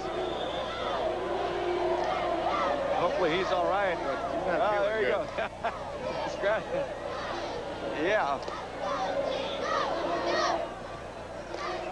Tough night. Stevens fails to get a playoff, and everybody will go into the halftime tied up at 0-0. And Mike Shermer's got Glenn Sellable down on the field. Well, Sally, all things considered, what's happened to both sides on both sides of the ball, maybe it's only justice if this thing's 0-0. I'll tell you what, it's two good teams out there, and we made a couple mistakes, cost us some points, and I just hope that we get another opportunity to score like we had down there. Did not being able to use your headsets the first time inside the 10 have any bearing on it? I don't think so. No, not at all. Legal's taking a pretty good beating. Will he be all right second half? I don't know. He got his bell rung pretty good down there, and we're just going to have to wait and see. Thanks, Sally. Win without him, we don't have him. Thanks, Sally. All right, thanks. Glenn said he'll win without Legal if they can't play him. We will take a break. The Sioux Falls O'Gorman Band will be performing at halftime. We'll show you some of that and have the highlights for you when we come back.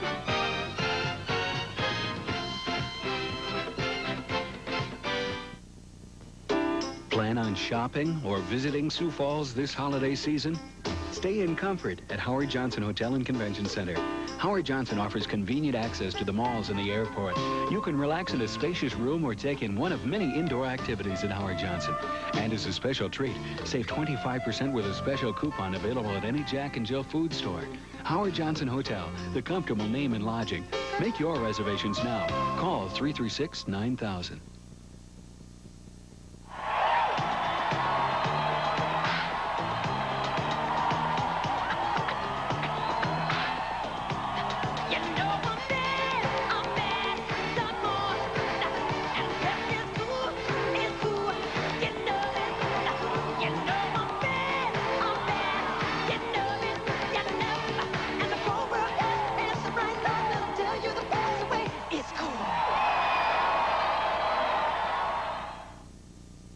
This Ford Taurus looks like $1 million.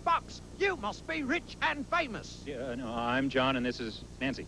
But the plush interior, air conditioning, tilt wheel, a veritable heyday of options. All standards. But Taurus is the design leader. Cost must be prohibitive. No, they start under $12,000. We prefer to impress our friends with style and practicality. Oh, what a novel idea. And right now, you can save up to $400 on a Ford Taurus. See your local Ford dealer today. We are back at the Dome at halftime. As you see the Sioux Falls O'Gorman Marching Band getting ready to perform. We'll show you a little bit of that in a little bit. But you might have noticed some of the Rapid City Stevens players are sporting some new looks, as are a lot of the fans. And Mark Ovenden takes a commentary, has a little brief look at the different look of the Stevens Raiders. Aside from these Homer hankies, or whatever you want to call Lily's towels, the next closest thing to a trend is haircuts. That's John Bodenstein, the middle linebacker for Rapid City Stevens. He is not the only one to have the buzz cut. At last count, there's got to be at least in double figures. Now, why you'd shave your head like that and have just hair down the middle, I don't know. But then again, you're talking to the wrong guy. I couldn't do that if I had to. Back to you, Gary. Thanks, Mark. I think you'd call that a mohawk. Yeah, what would he look like with that kind of look? Anyway, I bet you could try it, Mark, but what would he look like with hair? Well, there aren't a lot of highlights to talk about. We get to those quick, Jim, before we get to the band. Let's look at the first half highlights. From the 0-24, Clint Tomlinson of Rapid City Stevens runs. He's got a nice run, but a fumble, and Chad Mahacek recovers for Sioux Falls, Washington. Be able to go and score. They had the ball about the 40-yard line.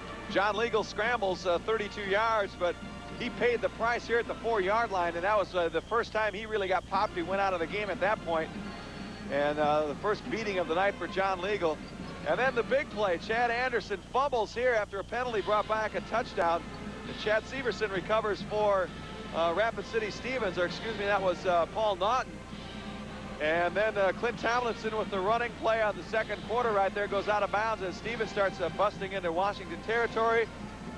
But on the next play, Troy Ward fumbles on the long drive, and Ted Munster comes up with the loose football. And that's about it as far as the first half highlights go. Everybody just going back and forth with fumble recoveries. Jim?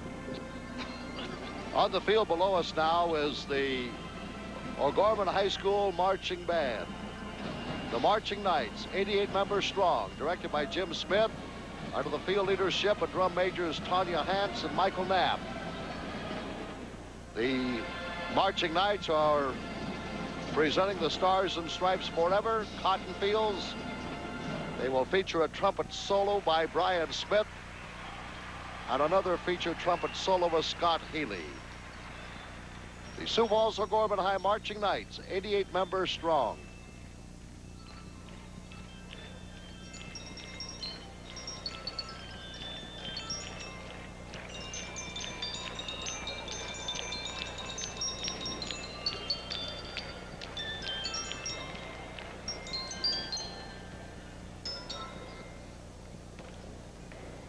Can you hear me? I got something I got to ask.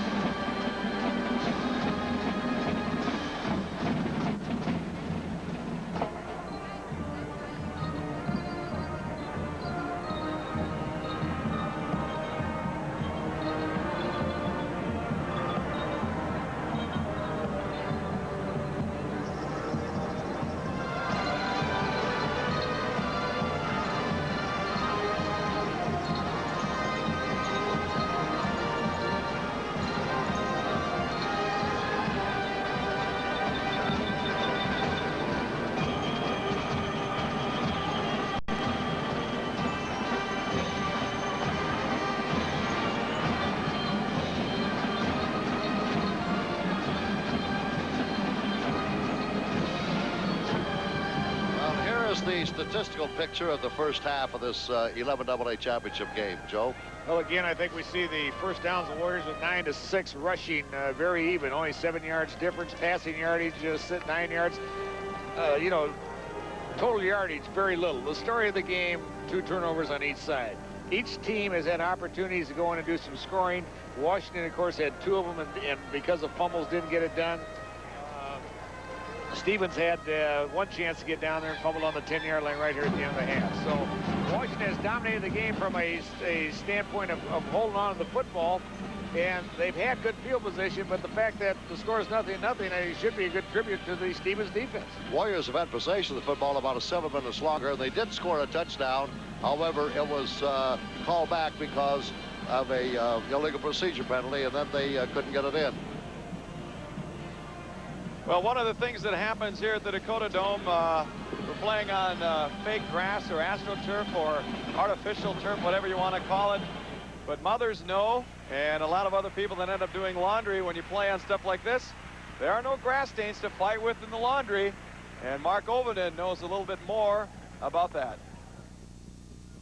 One of the things I always got in trouble from when I was a kid was like you got home from church on Sunday morning, you went out and played tackle football in the yard and got those terrible grass stains on your clothes. Well, one of the advantages to playing in the Dome is you don't get any grass stains. This stuff stinks, but there's no green on it. That's got to help the laundry bill, Jerry Whitman. Yes, it sure does. We find that playing in the grass and outdoors, that the grass stain, which has chlorophyll in it, is probably one of the toughest stains to get out of a football pant and jersey.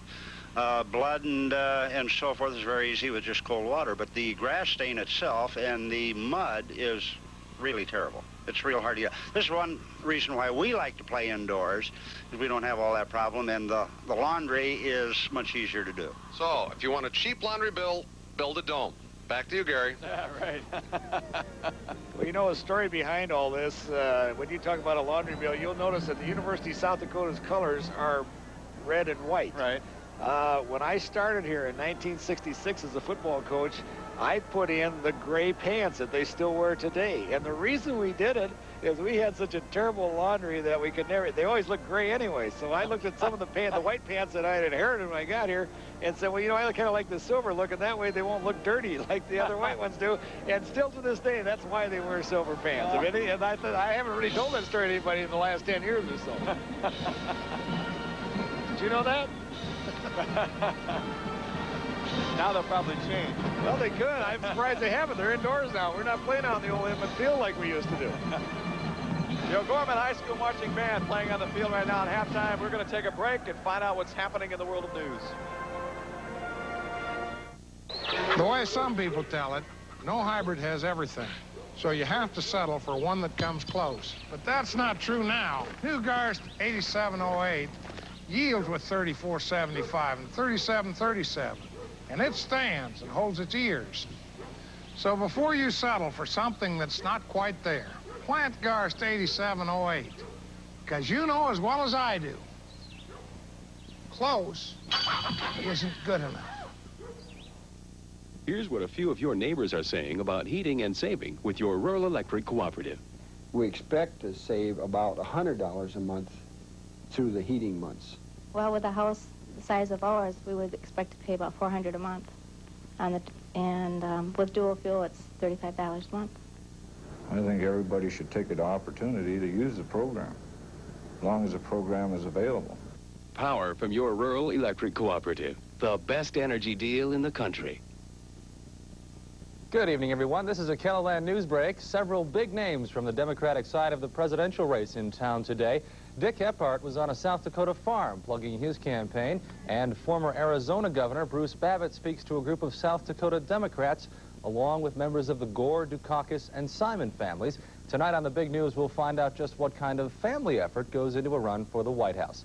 Now this for Terry Schulte Chevrolet. At Terry Schulte Chevrolet, we made a special purchase of Spectrums. Prices low as $64.56 or $29.75 per week. We'll see you here tomorrow at Terry Schulte Chevrolet Jeep Subaru. I'm Steve Boyd. Join us for the big news in KELOLAND after the game. Now back to the Dome. Thank you, Steve. The Sioux Falls O'Gorman Band wrapping up their halftime entertainment, and a fine job they did tonight. They were the band of the day this afternoon, and a presentation of a plaque to O'Gorman director Jim Smith is being done on the field right now by Ralph Wilkinson, the Assistant Executive Secretary of the South Dakota High School Activities Association. And a plaque given to Jim Smith, the director of the O'Gorman Band, to commemorate them as the band of the day.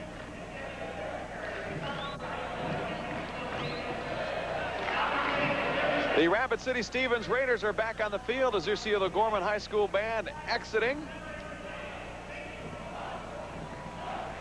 We are playing the 11AA State Championship game, the final state title game of the two-day event.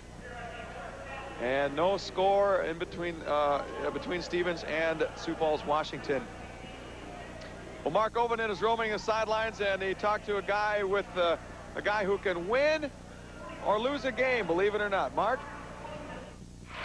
Gary, perhaps the most important guys in the field, aside from the players and maybe the referees, are guys like Rick Steenholt, who are on the chain crew. Rick, what's it like being down here when you're under the gun? I mean, you're important. You can't mess up.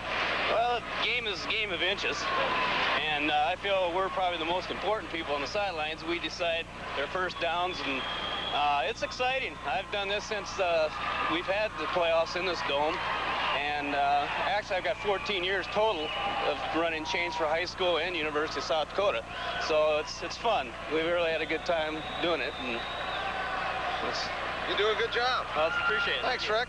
You're in good hands with Steenholt. All right, Mike Shermer's got Stevens coach Mick Weissop on the field. Mick is satisfied. A lot of adversity on both sides. Are you satisfied with the scoreless tie? No, I'm not satisfied. We should have came away with some points there before we fumbled the ball down in there close. You know, you just can't do that in ball games like this and expect to win, you know. But those things happen in the game of football. It's a great football game, great hitting and stuff like that. And, you know, that might play an important part in the second half, too. You called it a physical ball game. Yeah, they're real physical. Both teams have a lot of good athletes on them, and they're laying it all on the line. That's what she's all about. Well, if you thought I was kidding before the game when I wished you well, I was the one that fixed your phones. Oh, great. Thanks, Mike. Appreciate that. See ya. Thanks, Mike. Joe, what's your look at the first half, how that went? Well, I think Washington, of course, had good field position. The few times they did get the ball, they had a couple of scoring opportunities. They were not able to take advantage of it. Again, you have to 2 fumbles, and Stevens was able to come up and recover them and get the ball back. Stevens did not have good field position. They started most of their drives on their own 20 or deeper. The last drive, they started on their own 15. They moved the ball 75 yards before they finally fumbled. So maybe that's a sign of maybe what's going to come here the second half. John Legal, we don't know if he'll play. He's had a few great plays, but he hasn't had a whole lot of time to throw the football. The thing I liked about Stevens the first half, or towards the end of the first half, is they were giving you the multiple sets on offense. They were moving people around. They were running people in motion. They threw the ball. They got some good runs, and they did some things that really are a little tough to handle sometimes defensively. And it's going to be a great second half, and I'm sure a break's going to win this one. It could happen that way anyway, so we'll just let them line up and play and see what happens. With that success they had running the pro set multiple offenses, or what they were doing, do you feel that they might go to more of that since they had such great success with it? Well, I think they probably will. Again, you know, the times they did use their power eye, however, was when they had the ball deep in their own territory, and then once they got out away from the shadow of their own goalpost, they did open up a little bit. So they will probably stay with that same type of plan as we see it go. Once again, we're making sure everybody knows what's going on in the field. Rapid City Stevens, who won the coin toss at the beginning of the game, deferred and decided to take the kickoff the second half, so they will get the ball. For the second half, we'll start this way. Fellas, you got any questions? It's a good, hard-hitting, clean football game. Good luck to both of you. Let's check in again down the sidelines with Mike Shermer. Well, Gary, checking in here, I just checked in with the Warrior coaching staff. They say John Legal is okay. I guess he's going to go the second half. Good news for Washington. Clint Tomlinson and John Piero are standing back at their own 5-yard line. For Rapid City Stevens, you see Troy Wolfel will kick off for the Washington Warriors.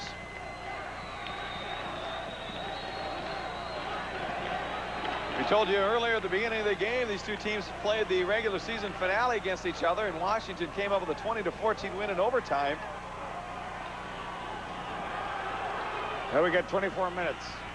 This time, this is the big winner of this game. Washington had to play it the first time just to be able to get into the playoff. If they had not won the game, they wouldn't even be here tonight. That's right. Washington's had 3 tough games to get ready for mentally. They had to beat this one plus O'Gorman plus Watertown. Here we go in the second half. A short kick taken at the 20-yard line, and it's returned to the 30 by number 30, Scott Delzer, a 5'7" junior. So that's where Stevens will take over. Troy Ward at quarterback. Mitch Simmons and Clint Tomlinson are the backfield, along with Rob Glanzer.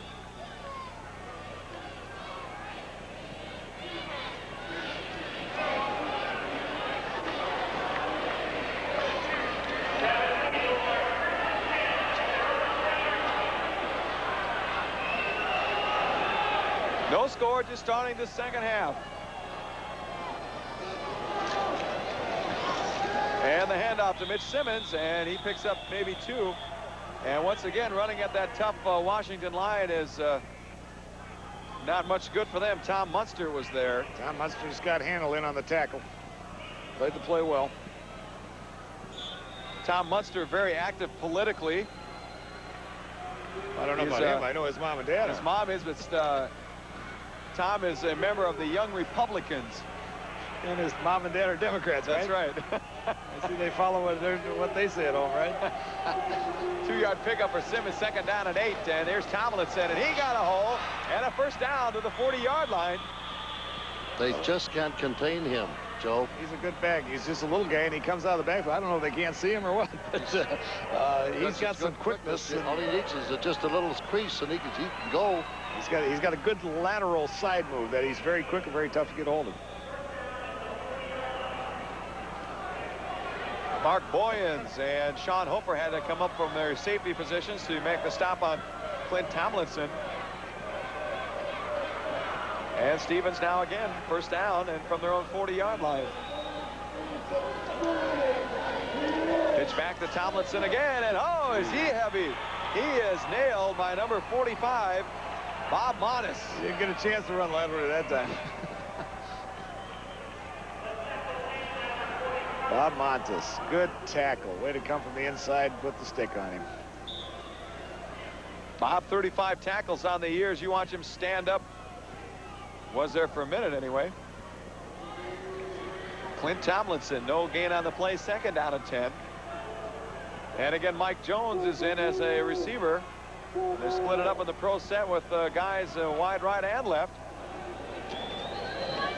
And Troy Ward is back to pass, looking for Jones, and he almost had it, a flag on the play, but the ball was right there. Mike Jones had to hit the ground for it, but he almost came up with it. James Gorham defending. It's against Stevens. Probably holding. It was the ineligible receiver down the field. Here's Mike Jones again, and wonder who that was. Just tipped.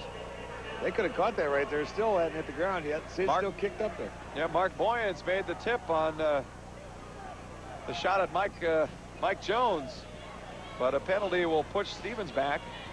I'd like to know who's down the field. Ineligible receiver downfield. Offense. Loss of down. So that will hurt Stevens. They're now faced with 3rd down. And it's really tough to tell from that angle who exactly the guy was, but it's 3rd down and 15 from the 35 now. And again, they spread out the receivers.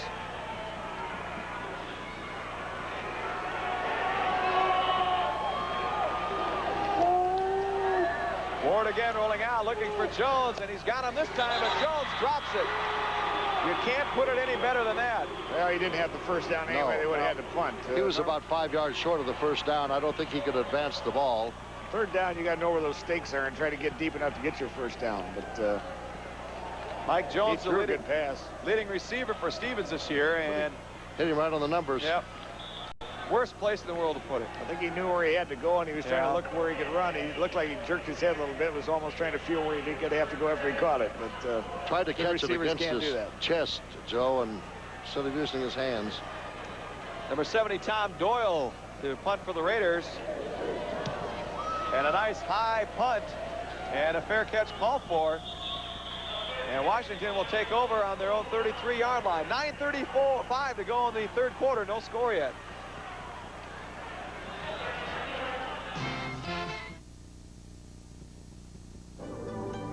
Cacciatore, Ala King, Tetrazzini, Amandine, Kiev. Classic meals. The lighter, leaner, more convenient dishes we're eating today. All made with white meat. But the white meat these classics are made with isn't chicken or fish. It's pork. Pork, the other white meat. Riley here will now explain our new long-distance discount plan. Thank you, sir. Nearly a lot of long-distance companies offer volume discounts. p.m. and 8 a.m. Then why bother with all that, when all you have to do is dial 1 plus the number? If it's within South Dakota, you could save up to 20% on long distance, automatically. First billing period. Of course, qualifying calls may at times be subject to further restrictions. All-time volume discounts from Northwestern Bell. No phones, no fees, no fooling. Therefore, by adding the We are back at the Dome, 9:35 to go in the third quarter, and no score between these two teams yet. And the Rapid City Stevens Raiders are trying to get their cheering section fired up. They came a long way. As John Legal is in at quarterback for the Warriors, as they take over for the first time in the second half from their own 33-yard line. Chad Anderson gets the call, and he's to the 35.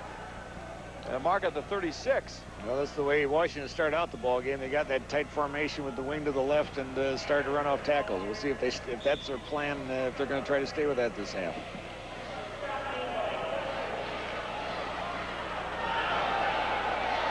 Three-yard pickup for Anderson. Second down and 7. In motion, Pat O'Donnell. But up the middle, going nowhere, is Keith Gower. Jimmy Dean. Or if you're a close person, a friend of Jimmy's, Tiny. Big Tiny Dean, huh? Tiny Dean. He's the kind of guy you'll tell stories about 20, 30 years from now. That Tiny Dean, he could sure play, couldn't he? Third down and 7 for Washington. Legal flipping it out. And a first down to number 92, Ed Cadoon. And he's in Stevens territory to the 47-yard line. So Ed Cadoon gets into the offense. Steve Nolan had to make the stop. They caught him with a little fake sweep to the right. Just turn around, hit the little tight end, just coming out over on the weak side. Cadoon's got pretty good size, 6'3", 185, so he can reach up and get the high ones.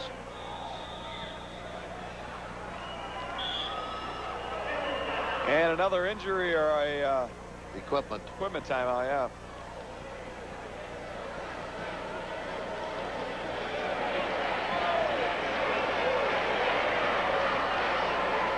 Working on Frank, or excuse me, yeah, Frank Jelinek.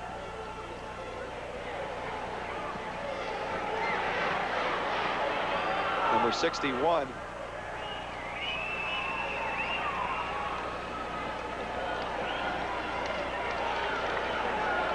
Coming up tonight on KELOLAND TV, the big news following football, followed by Hee-Haw, last night's Falcon Crest, All-American Wrestling, and Tales from the Dark Side tonight on KELOLAND TV.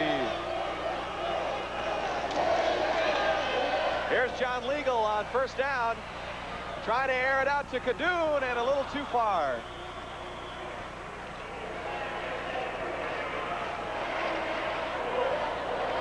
So Glenn Selivold using some more people offensively. Mark Hughes did a good job playing that defensively. He and Joe's Signested. Well, it was a good first down call. Sigstead. Ball still at the Stevens 47-yard line. Second and 10.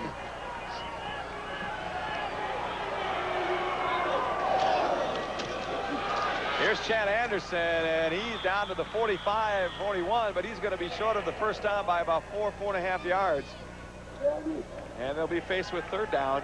Well, again, they're down here where I don't know if Glenn would punt the ball here in this position. So they really got two downs to try to make the 4 yards. Let's watch Tiny Dean, the soon-to-be legend, simply because of his name, but he's the man who brings down Chad Anderson, working on the line, and he's right there. Good lateral pursuit on the line of scrimmage. Back live, O'Donnell in motion, and Legal again. There's a swing pass again. Whoops. Slips by a defender and cuts upside. He's got the first down. He slipped by Mark Hughes. And John Legal looks like he's all right. He is quick. Got good quickness. By the time you think you got him, he'll cut back inside you. I think playing on this turf helps him. First down, Sioux Falls, Washington.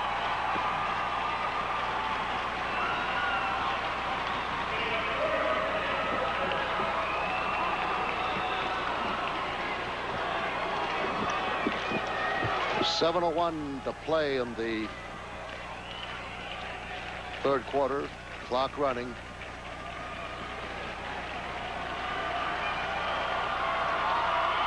Washington on the Stevens 37-yard line. And Chad Anderson goes up the middle, and he's to the 30.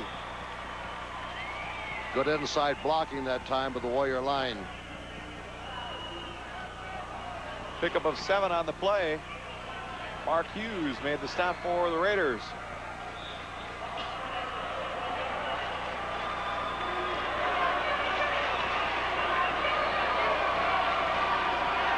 Mark at a 6-yard gain for Anderson on the run. Second down and 4 from the Stevens 31. And he gets the call again, and he'll be close to a first down. As again, Mark Hughes making the stop. Good tackle by Mark Hughes. He came in tough, got a good solid hit on Chad Anderson.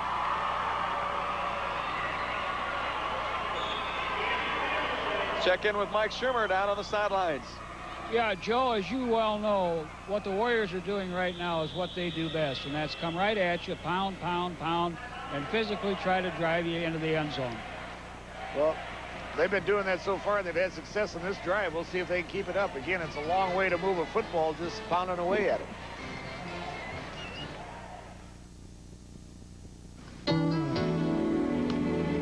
If you were to go through your wallet or purse, and out of all those cards, you had to choose the one card you'd keep, if it were the only card you could keep, you might be one of thousands of South Dakotans who would end up choosing the only card that really counts when it's a matter of life and health. The Blue Cross and Blue Shield card. Mick Weissep and his crew. Well, Mick's not in there this time. The defensive coordinator is for Rapid City Stevens. Getting his club fired up as they are faced with to face Sioux Falls, Washington on a 3rd and 1. I believe Mick Weissep just said something to the official. I thought he was calling attention to the timeout situation, but apparently not. Board says they only have 1 left. 3rd down and 1 for Washington. Legal. He's got it. And is shoved out of bounds near the 20. And Legal paying the price.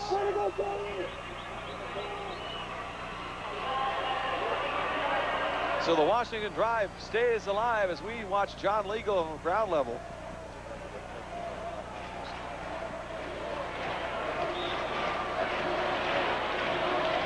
John Legal stuffing it in just in time to make sure he doesn't fumble it, and this is a crucial part of the field. Neither team has been able to get in the end zone. Washington once, but it was called back on a penalty. But from here on out, turnovers. As Neil Mathieson doesn't go anywhere, he's going to be nailed for a loss. Great pursuit by Stevens. Mark Hughes again on the tackle. Got some help from Paul Naughton and Mike Coleman. And a loss of 3 on the play. 2nd down now, 13 from the 25. Clock moving with 5 minutes to go in the 3rd quarter. We are still scoreless.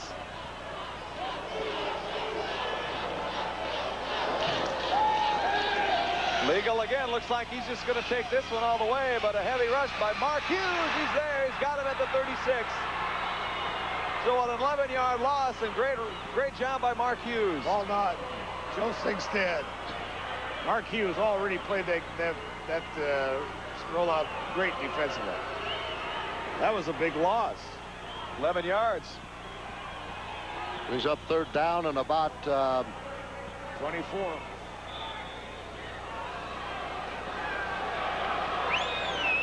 25 yards.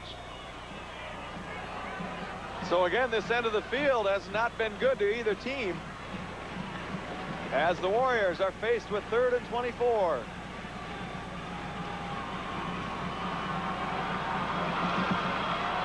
Coming in around to Mark Boyens. And again, the Stevens defense was there. Dirk Gustin. Well, and Frank Jelinek. Those end arounds a lot of time. If the defense is chasing hard, they're really good plays. But if the defensive end stays at home, they got penetration here. All of a sudden, that play is either a big gain or a loss for you. In this case, for Sioux Falls, Washington, it was a big loss, and now they have to punt. So 4th down, and they got 33 yards to go for a first down. Sean Hofer is in on his own 40 to punt. And an end-over-end punt that'll be taken by Tomlinson at his 7-yard line. Comes back for it, and he's not going very far. He got to the 11-yard line, and that's where Stevens will take over. And Mick Weissep talking to Troy Ward. Again, the thing Stevens has not had in the whole ball game is field position. They're looking at 70, 80 yards all the time, and when that happens, it's really hard to move a football against a good defensive team to get any scores. Seems like the Warriors get down inside the 25-yard line. They start doing things differently. They mark the ball on the 12-yard line for Stevens. First down at 10. 3 minutes to go in the third quarter, and Tomlinson gets the call. He's to the 15. Coming up tomorrow on CBS Sports.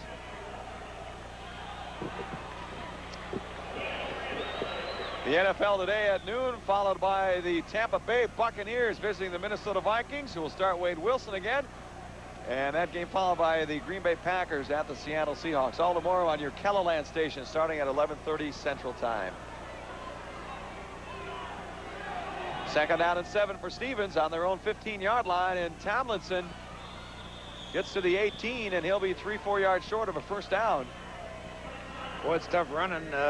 Stevens gets into that power I set, and Washington's got like 8 guys all on the line of scrimmage, and they're all lined up and coming. They're not reading anything. They're just lining up, coming across the line of scrimmage.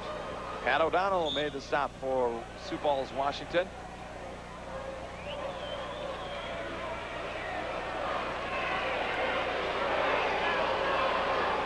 Third down and 4 for Rapid City Stevens from their own 18-yard line.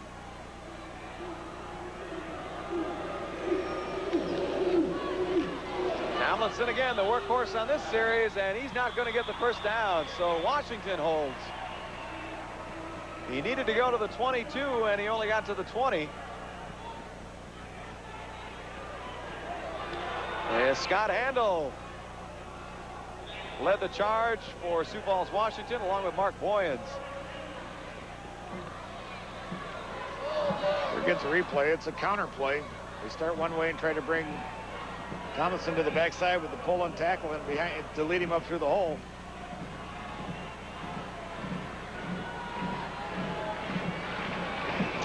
Stevens on the punt now, a good high punt, and a fair catch called for by O'Donnell at the 44-yard line. So that's where Washington will take over again with good field position. Washington's looking at great field position. They've had it most of the ball game. One of these times something should break. Mark Gower's back in there as a running back for the Warriors. He's still a little gimpy with that leg, in which he injured in the first half and left the ball game for a while.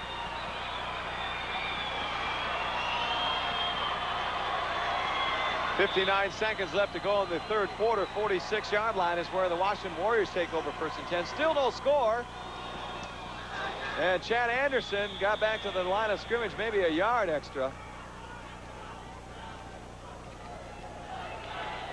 The attendance tonight here at the Dakota Dome for this final session of the 7th annual state high school football playoffs is 6,300. In playoff games, we've gone 5 straight quarters now without a point scored. Last 2 playoff games here tonight. It's tough on our highlight film. We got to get some scores here. Showing fumbles all the time. That isn't what you call a highlight film. 25 seconds left to go in the period now. Second down and 9. O'Donnell in motion for Washington. And again, the flip around outside to Cadoon, and he can't get it. That's the same play they hit for a big gainer, only to the other side of the field earlier in the third quarter. Clock is stopped with 17 seconds left in the quarter.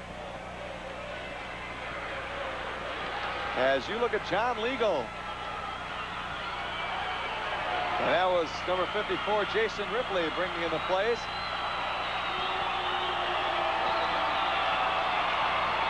Fans are trying to get something started here in the Dome.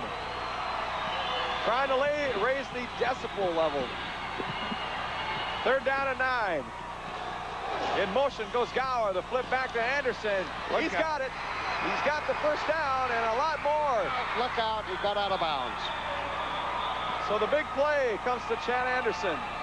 He's been the big playmaker all year. Continues to be the He's big got good playmaker. speed, and they ran some motion, got the defense to move with him, and had a quick pitch to him. It's a quick pitch, and they got the defense outflanked, and he's got the kind of speed to get around the corner to make a big play on that.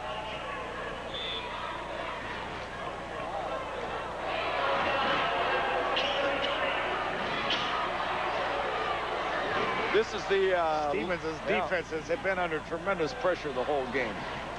From the Stevens 33-yard line, here's Anderson again, and he's to the 27. This is the lowest scoring championship game since 1981, when Bridgewater beat Cologne in the 9B title 6-0. That's the end of the third quarter. We are scoreless.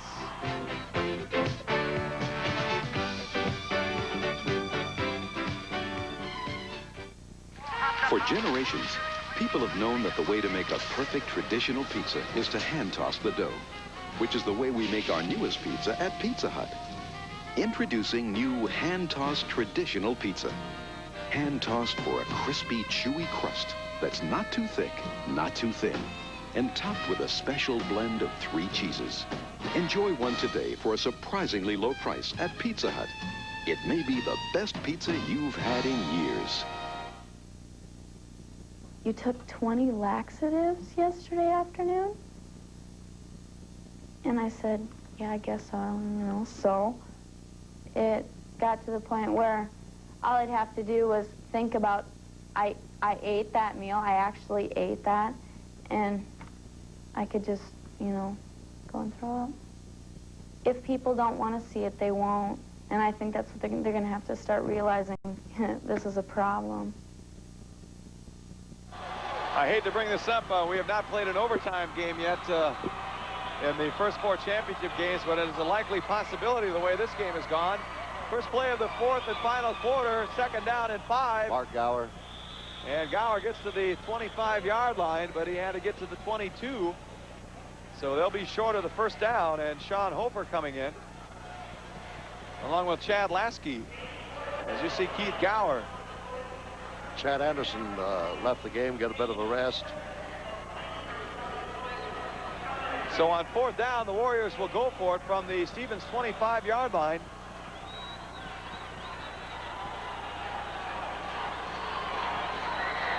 They need 2 for the first down, and Hofer gets it. He had a 3rd and 2 situation. He advances to 20-yard line.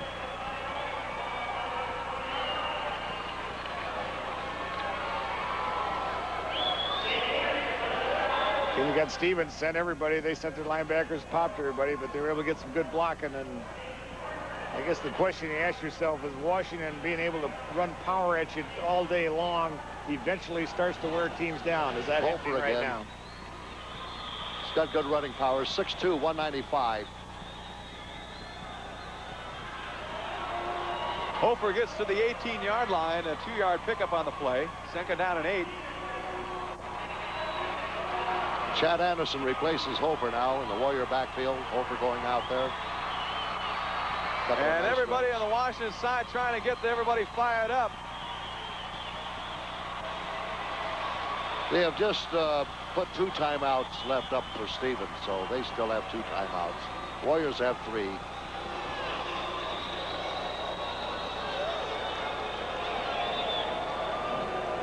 Officials timeout again here.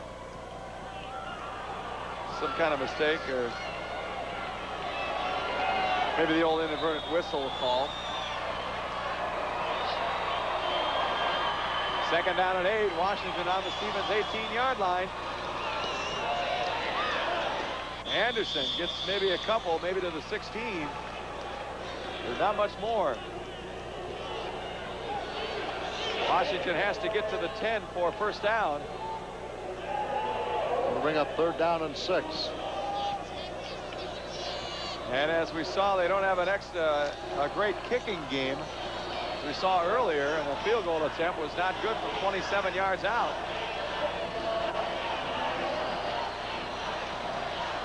So obviously the Warriors want to score a touchdown with 10:04 to go in the final stanza.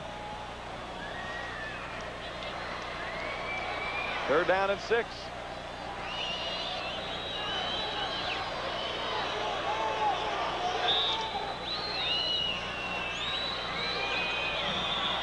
And now Sioux Falls Washington has called a timeout.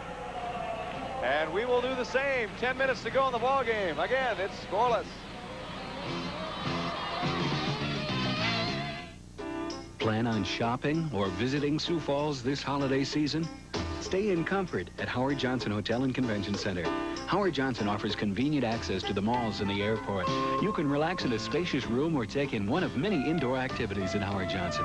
And as a special treat, save 25% with a special coupon available at any Jack and Jill food store. Howard Johnson Hotel, the comfortable name and lodging. Make your reservations now. Call 336-9000.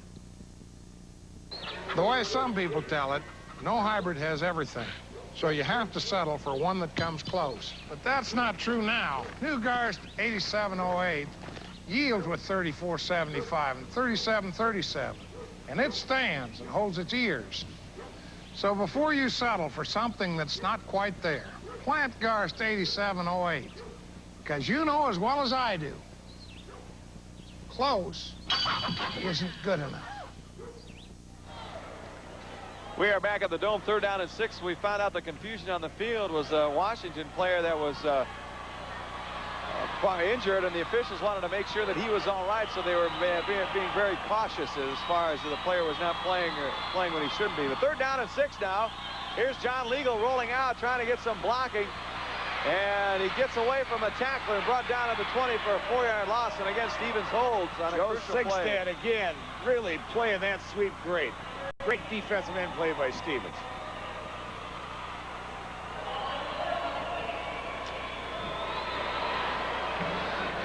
So the Warriors forced to probably go for it on 4th down. Chad Anderson has 70 yards and 16 carries for the Warriors. John Legal 39 on 7 carries. Gower 33 on 9. For Rapid City Stevens, Tomlinson has 84 yards on 16 carriers. Here it is, big play. He's the leading ball carrier in the game at the moment. 4th down and 10. Washington on the Stevens 20-yard line. O'Donnell in motion. And again, going to Cadu, trying to find an open man and throwing it in a crowd. It's intercepted. He dropped it incomplete. Steve Nolan? No. He didn't want to intercept it anyway. Right. He would have lost too many yards. Yeah, You've got to take your hat off. You've got to take your hat off to the Stevens defense. They have been tested time and time again, and they just came up with another great stop, I guess, of a strong offense that just has kept ramming it at them. They still, again, here they are looking at 80 yards again. Their offense has got to get something going, or I don't know how many times that defense keep putting up with that. You need a 1st down here. You got to start getting something going so at least you get some field position anyway the next time. You can't keep turning the ball over to Washington around the 50-yard line. Stevens starts from the 20-yard line, and Clint Tomlinson gets the call, and he picks up 4 yards on that first play. So 2nd down and 6 for the little guy, Clint Tomlinson, the Raiders' leading rusher all season long. On the stop was Bob Small for Sioux Falls, Washington, and he got some help from Scott Handel.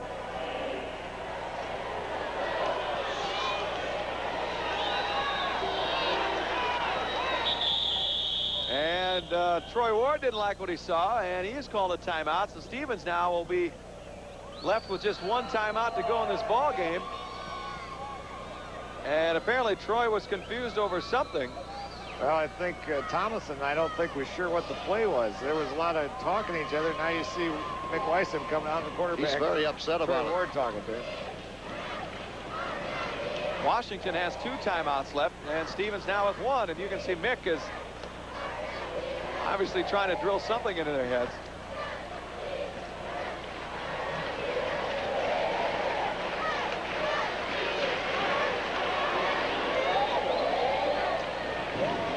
Playing the overtime situation, if it does get to that point, each team will flip a coin and take a 5-minute break. Each team will then get 4 tries from the 10-yard line to score, and the first team to score and hang on defensively wins the ball game. And we'll just keep doing that until somebody wins the ball game. And that brings up, was it 2 years ago in Montrose? We sat here for 3 overtimes. I don't recall. You don't recall that one? I think we done went... so many of these games I can't remember. I couldn't just remember what happened the last game. Second down and 7 for Stevens. 8:29 to go in the ball game. The Raiders on their own 23-yard line. Pitch back to Tomlinson, trying to get outside, and he's brought down by Bob Small. Great pursuit from Bob Small.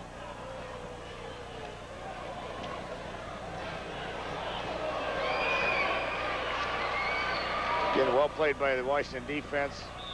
Tomlinson tries to cut it up inside, but he just can't get away from Bob Small. He gets a hold of his jersey and pulls him down. 3rd down and 4. Big play coming up. Let's check in with Mike Shermer. Well, Joe, you've seen this many times in the sidelines. The Warrior offense really can't believe they haven't scored yet. Well, I think there's a lot of people in this place can't believe they haven't scored. They've been down there enough. Stevens, 3rd down and 4 from their own 27-yard line. Ward rolling out, and he's got Mike Jones for a first down at the 42. But no, he dropped it. They say Mike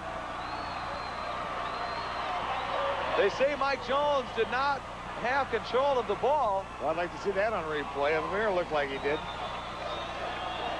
And Mick Weissup is on his knees, only about 8 yards from the play, and Mick is Troy Ward could have come around the corner and ran for the first down, I believe. He chose to throw it, but he had plenty of running room, I thought. Here's a good look at it. If he comes around the corner, they got everything contained. So he could run to the stake. Well, maybe not.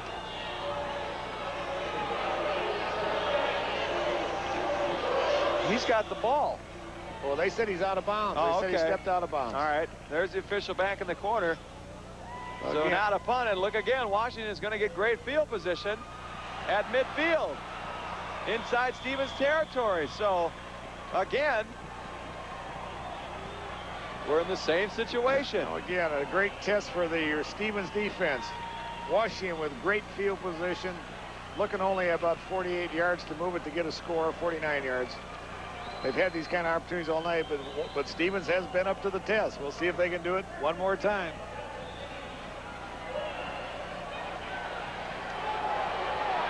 $7:25 to go in the ball game. Washington at the Stevens 49-yard line. Here's Sean Hofer, and he's to the 45.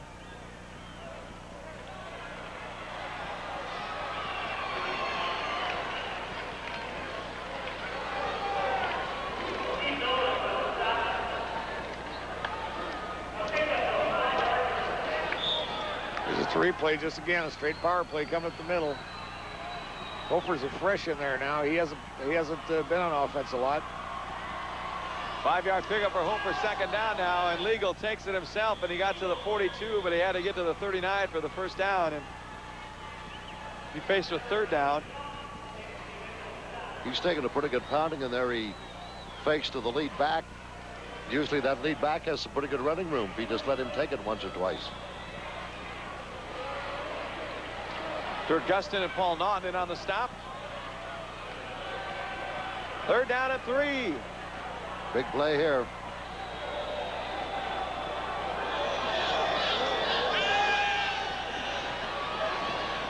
Checking it out to Hofer. He's not going to make it. Nope. He made a good effort at it, and he... Good swarming defense for the Raiders. They sure did. Boy, that was tremendous defensive play. Well, we're looking at 4th down now. What's Glenn going to do? Glenn Sullivan's got a decision here.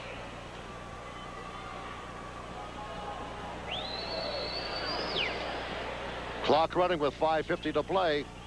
Here's the replay on it. Again, Legal getting a lot of pressure from the line. The line hasn't given him a lot of protection tonight. Hofer makes a fine catch. He's going to kick it. There comes the punting team. Well, this is a smart thing to do. As well as their defense is playing, they can kick it. They've been holding them. Stevens has only been getting 3 downs, but if you hold them deep down there again, you're going to get the ball back about the 50 and have one more shot at it. But those are plans. Sometimes they never work out that way. Over to punt now. Tomlinson at his 12-yard line.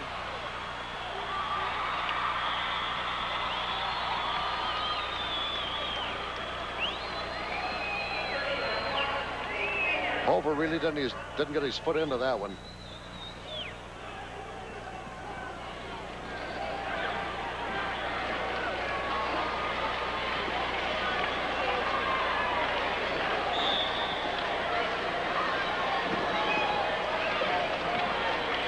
Say it, but I know that was a good. So Stevens now faced with first down and 10. They've got 79 yards in front of them on their own 21-yard line, and the clock now under 5 minutes at 4:55 and rolling. And Ward out in the flat. Whoa! Good hit by Bob Montes. He came over and put the final stick on him and knocked him out of bounds. Todd Williamson. He came up all right, but Bob Small, number 66 for Washington there, coming up limping. Made 5 yards, second down and 5. The clock is running, 4:27 remaining in the ballgame.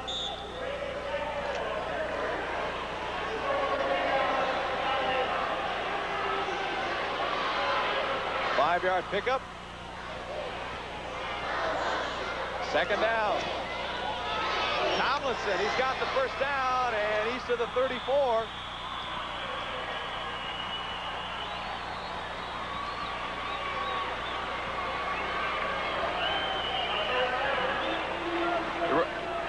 Here's Tomlinson again. Tackle again, just a power play. Good blocking. Only Pat O'Donnell came in and made the stop, but not before he made it first down and picked up a good gain, 10 yards. We're now at the 4-minute mark of the ball game. Stevens from their own 34-yard line. First down.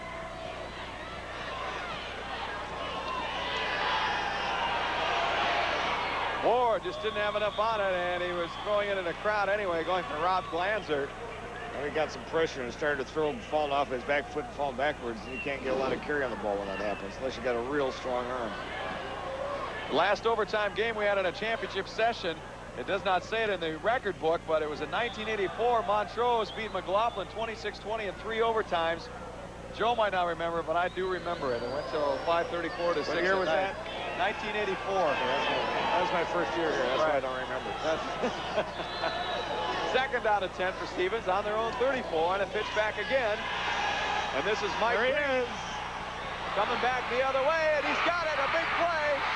Oh, what a play. What a play. Troy Ward thrown back. Clint Tomlinson faking the sweep, going to the right, thrown back to the quarterback who snuck out of the backfield. And they're down there where another first down could put them in field goal territory. Again, watch the quarterback. Troy comes out. Nobody's really paying any attention to him. All of a sudden, Mike Green. Chalik tried to chase him. They finally caught him, but not after a big play. Well, that's a little razzle-dazzle. That's for sure. Sean Cohn, the kicker, and he's a good one. 42-yarders, his longest at the Washington 33. Here's Clint Tomlinson. He's to the 20 and out of bounds. And Tomlinson comes out of there fired up. Pat O'Donnell's sitting down there cracking his fists against his helmet. He missed the tackle back at about the 27 or 28-yard line. Right there. Tomlinson just kind of gave him that leg and ran right by him. What do we got, a timeout? Warriors called timeout. That's right. We will get regrouped. That's right. 3:15 to go in this ball game. Stevens is on the Washington 21. There's a lot of excitement in the oil industry these days.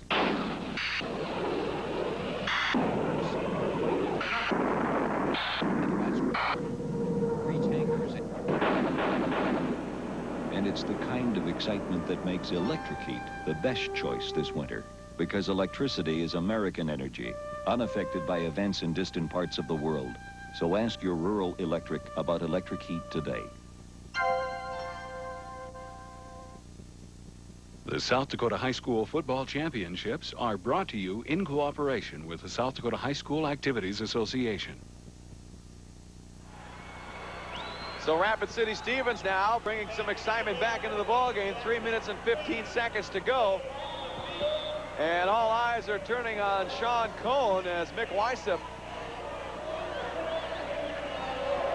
is in talking to his offensive unit. They are on the Washington 21-yard line. Nobody's been able to score a touchdown. Washington was in once, but they had it called back. Rapid City student body, their fans are really on their feet and cheering to make a lot of noise. This is going to be hard to hear in here. On first down, Tomlinson goes nowhere.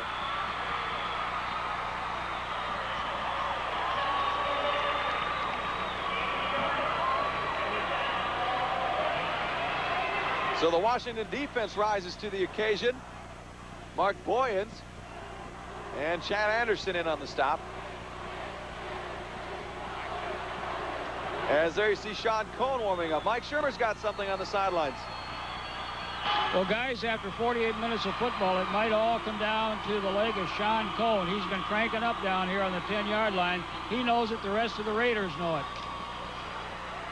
Up the middle goes Mitch Simmons, and he's to the 17-yard line. Rapid City's running the clock down. They're trying to keep that ball right in the middle of the field. Their next play selection will be very curious to see what they're going to do, but I'm sure they're going to try to leave it in the middle somewhere where they got an easy kick. They don't want to be kicking from the hash mark. They're now 3rd down and 6. The clock at 2:15. I'm sure they like to get a first down. Sean Cohn never played football till this year. He's a senior, loves soccer. Welcome to the big leagues. That's right. 2 minutes, 3rd down and 6. The pitch back to Tomlinson. He's to the 13 to 14-yard line. Is going to be short of the first down. Tough angle. And here comes Sean Cohn, number 91. Kicking from the left hash. His longest of the year has been 42 yards. He's kicked 21 extra points this year and 9 field goals. They're letting the clock run down and use as much time as they can.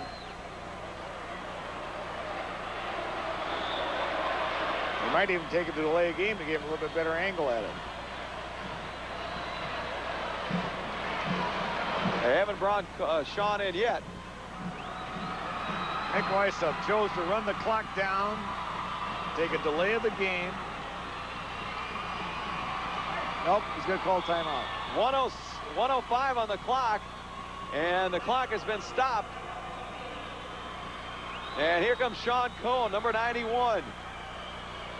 That was a good call by Mike Weissub. He took the clock, let it run all the way down, used 24 seconds, and rather than take a delay of the game and a 5-yard penalty, took the timeout, used his last timeout, and enough to get his team out here and get regrouped and get set up. A lot of pressure on this young man. It'll be a 30-yard attempt from the 20-yard line. That's just an extra point to him, I believe. Mick Weissub had to talk Sean into coming out to try out his kicker, and he got some help from his players as well. But Sean obviously could care less if he played football this year, but Mick got him on the team, and he could win him a state championship now. He's won 4 championships with the Rapid City Canyon Climbers Soccer Club. But who knows, maybe Sean will think this is his greatest one ever. Well, I'll tell you what, I hope he's got a great deal of concentration. He's got it lined up just right. A 30-yard field goal for Sean Cohn. 1:05 to go, no score for Rapid City Stevens. Boy, does he have an angle on that thing.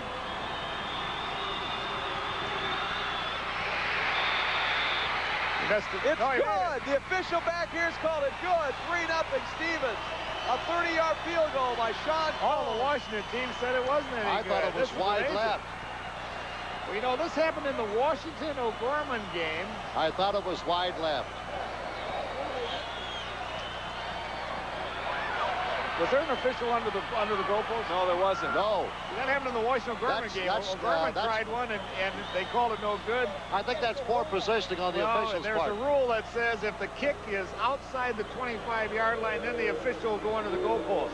If it's not, he stays where he's at, and it's up to the referee to determine whether it's good or not. Is that right? According to Jim Ricketts, it's good. Rapid City's ahead, 3-0. That's a pressure kick for the young man. He got it up there. Sean Cohn, there he is.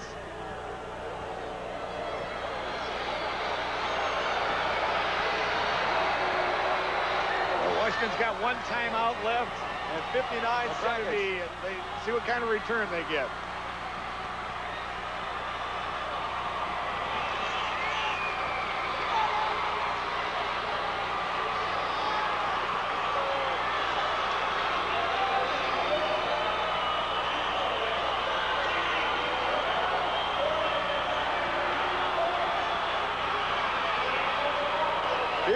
go. First down.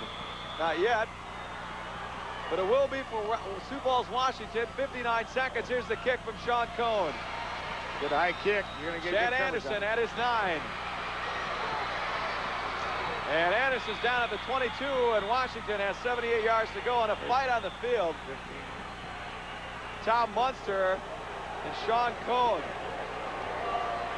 Some tempers flared toward the end of the game.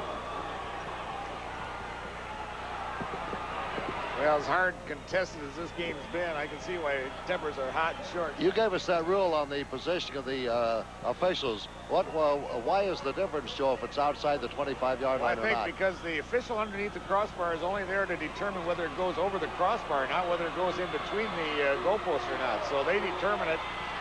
The ball has to be snapped from outside the 25 as a high school rule.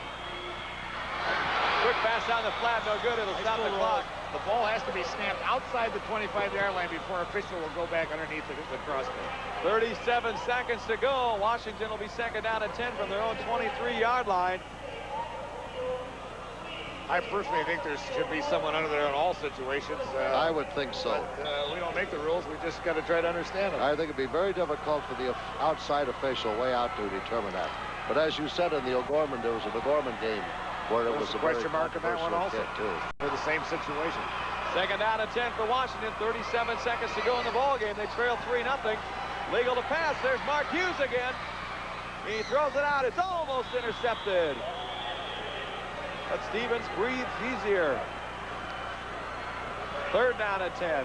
Well, there's 31 seconds left. You never know what can happen, but you got to take your hat off to the Rapid City Stevens Raiders defense. They were tested time and time again. The field position that Washington had and the ground pounding that they were trying to give them, they just would not break. They've been a long ways, but they never break, and that's why they're ahead 3-0 right now. Third down and 10 from the Washington 23-yard line. 31 seconds to go in the game. Trips left. There goes the Hail Mary pass. Everybody's out to the left. Throw it down. 3 guys down.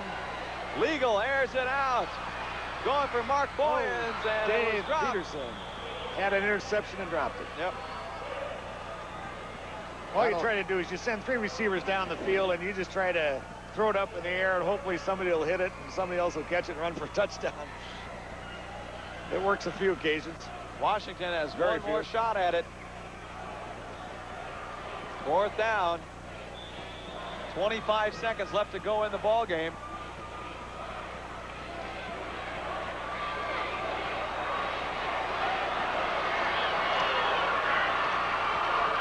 This is it.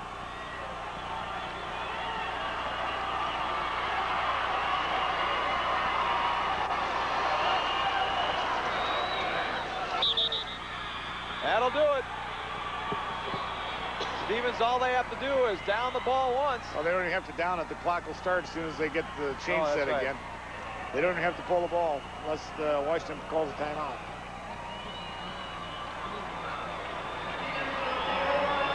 So Sean Cohn. Well, again, this has been a great football game. You know, Washington has been put to the gun, too, a few times the last few weeks. And I said earlier, they had to beat Stevens just 16 days ago to even get into the playoffs. Then they had to beat the state's #1 team, O'Gorman. Then they had to beat the state #2 team, Watertown. And they finally got here the hard way. They did a great job, and there's nothing for them to be ashamed of. Sioux Falls, Washington takes their final timeout to stop the clock with 10 seconds to go. And the folks at Rapid City Stevens are fired up. Well, they should be. They could be proud of this football team. A good size. Clint Tomlinson, a good running back. He did everything for them tonight offensively, but their defense is the one that won it. They've had some great, tremendous defensive performances by a lot of players.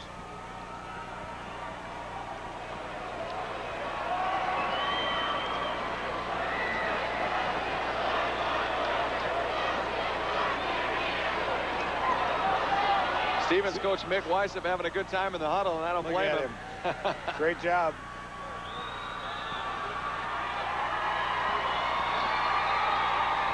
I don't think he He won't come down till Tuesday, I don't think. No, Look at him. He's carrying who, the manager? That must be his son or something.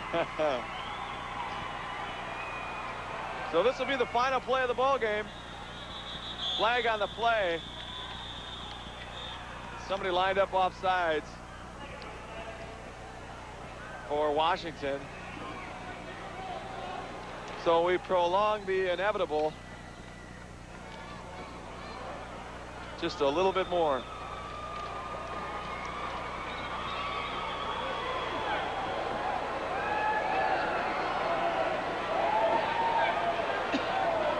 Defense. I want to see if those ropes are going to hold back those Rapid City students. You have to get guns out there to hold them back, I believe, aren't they? We'll try it again. 10 seconds to go. Here's the final play.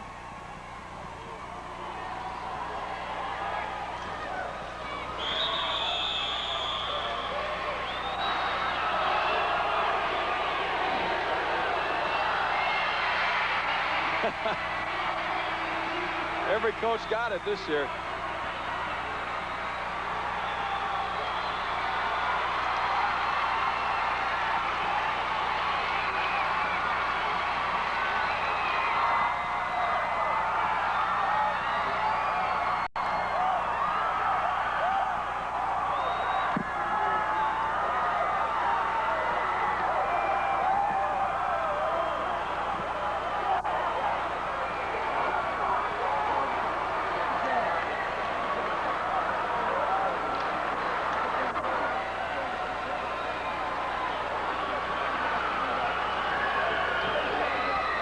So Rapid City Stevens is the new 11AA state high school football champions with a 3-0 win over Sioux Falls, Washington.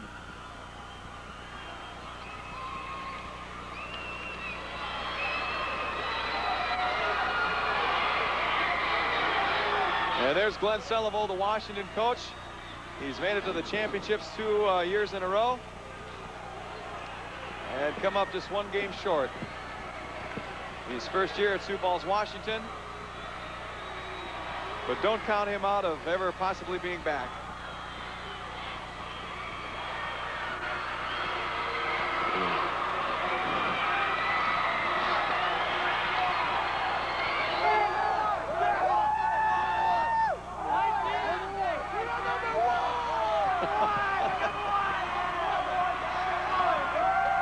Maybe it was the haircuts that did it, huh? Yeah, I think so.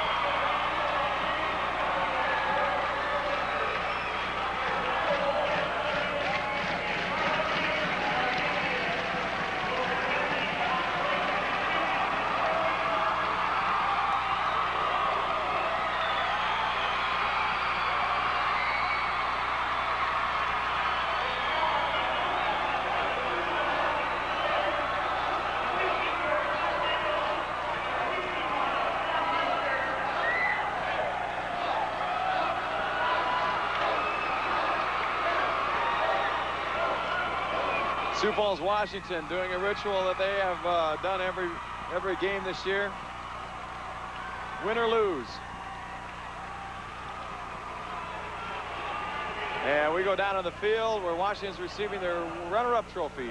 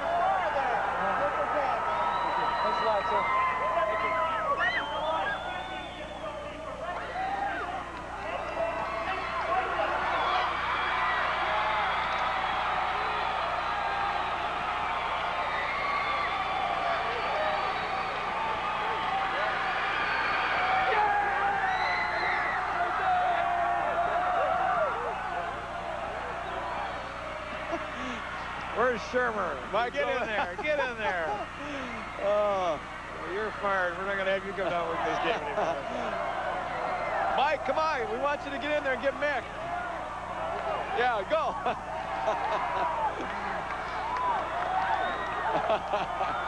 Well, Mike will try to work him eventually. Mike will try to get Mick Weissop. As the Rapid City Stevens fans who made the trip out east. I got him. All right, Mike's got Mick Weissop now. Mick. Thought he had him.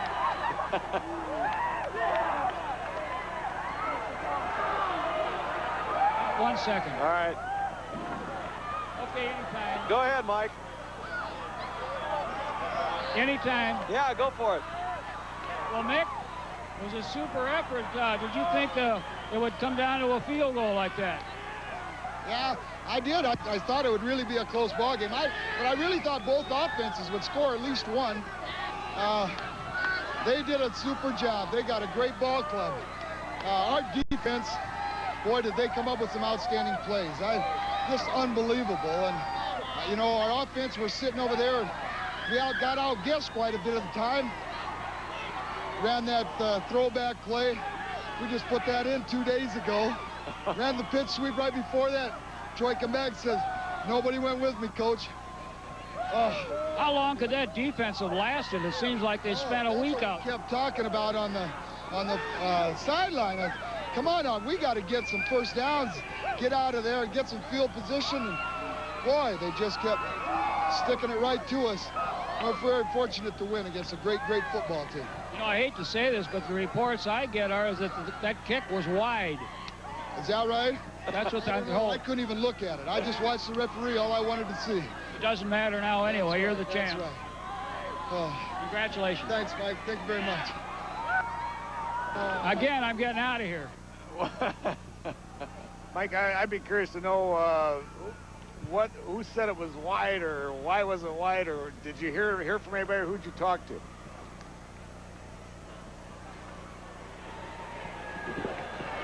Final stats in the ball game to wrap things up.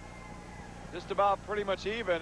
Tells the story. Time of possession, obviously a little more for Sioux Falls, Washington, but well, it's a lot more for Sioux Falls, Washington. Yep. I'm surprised that the yardage is as close as it is. I didn't think Stevens made a first down until it got that long pass here the whole second half. I'm really amazed at how close the statistics are, but I guess that indicates the score of the game. But you got to take it out to the defense. Again, they were tested so many times by the Sioux Falls Washington team that they just kept fighting and holding on, and they kept bending, but they didn't break. And of course, then it came down to the field goal, and they end up winning. Stevens wins it 3-0.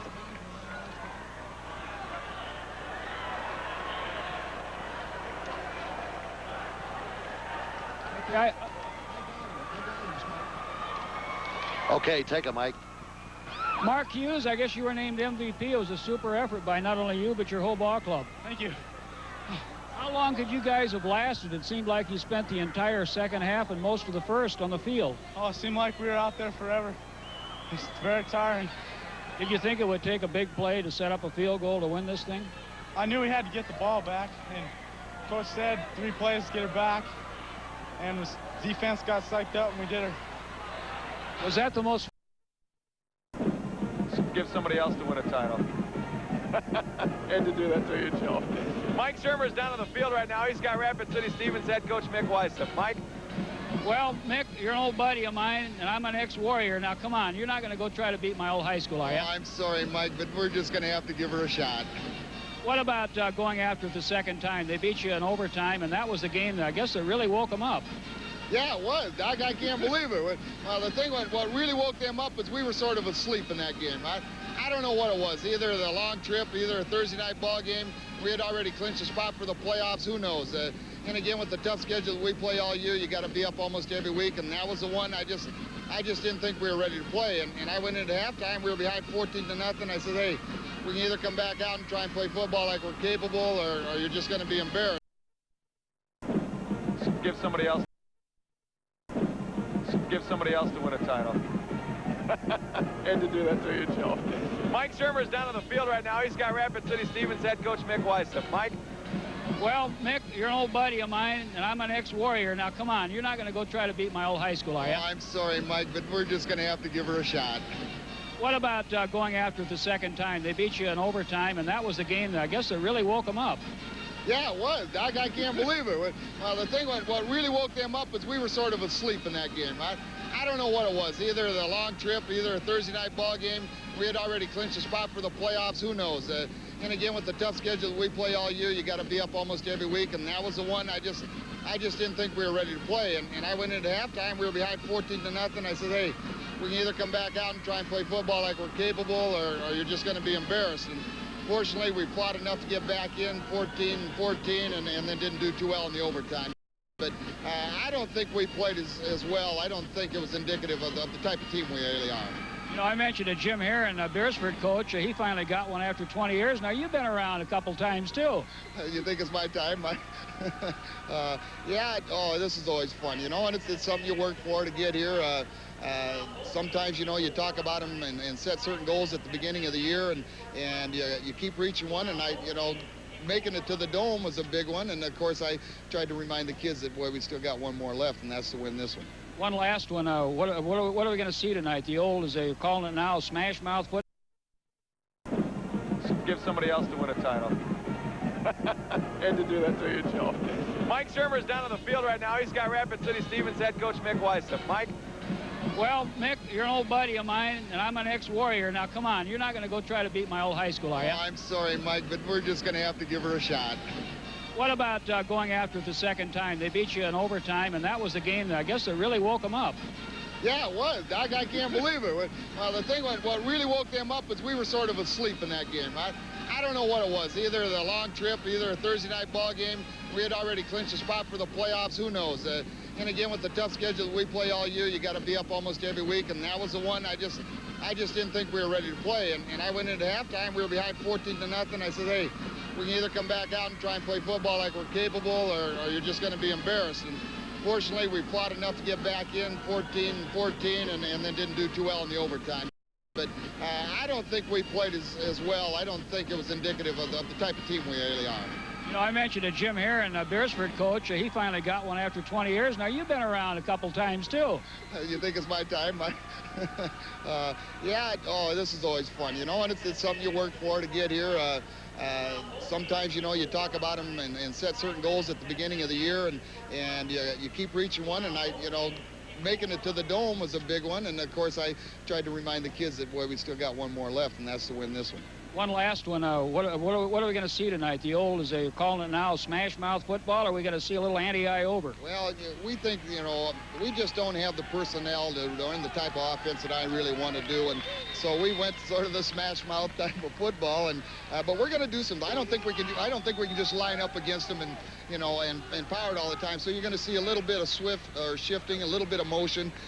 See if we can't get them to get some wrong defensive calls and that type of thing. Believe it or not, I wish you all the best. Oh, thanks a lot, Mike. Appreciate it. Go get them. Okay, thanks. Back to you guys. All right, thank you, Mike. Mick Weissop, the head coach of Rapid City Stevens, making his second appearance in the 11AA championship game. We'll try to get Mike to work over and get Washington head coach Glenn Selivold. Before we get things rolling here, we told you both these teams, they finished out the regular season playing against each other. Stevens beat or lost to Washington 20-12 in an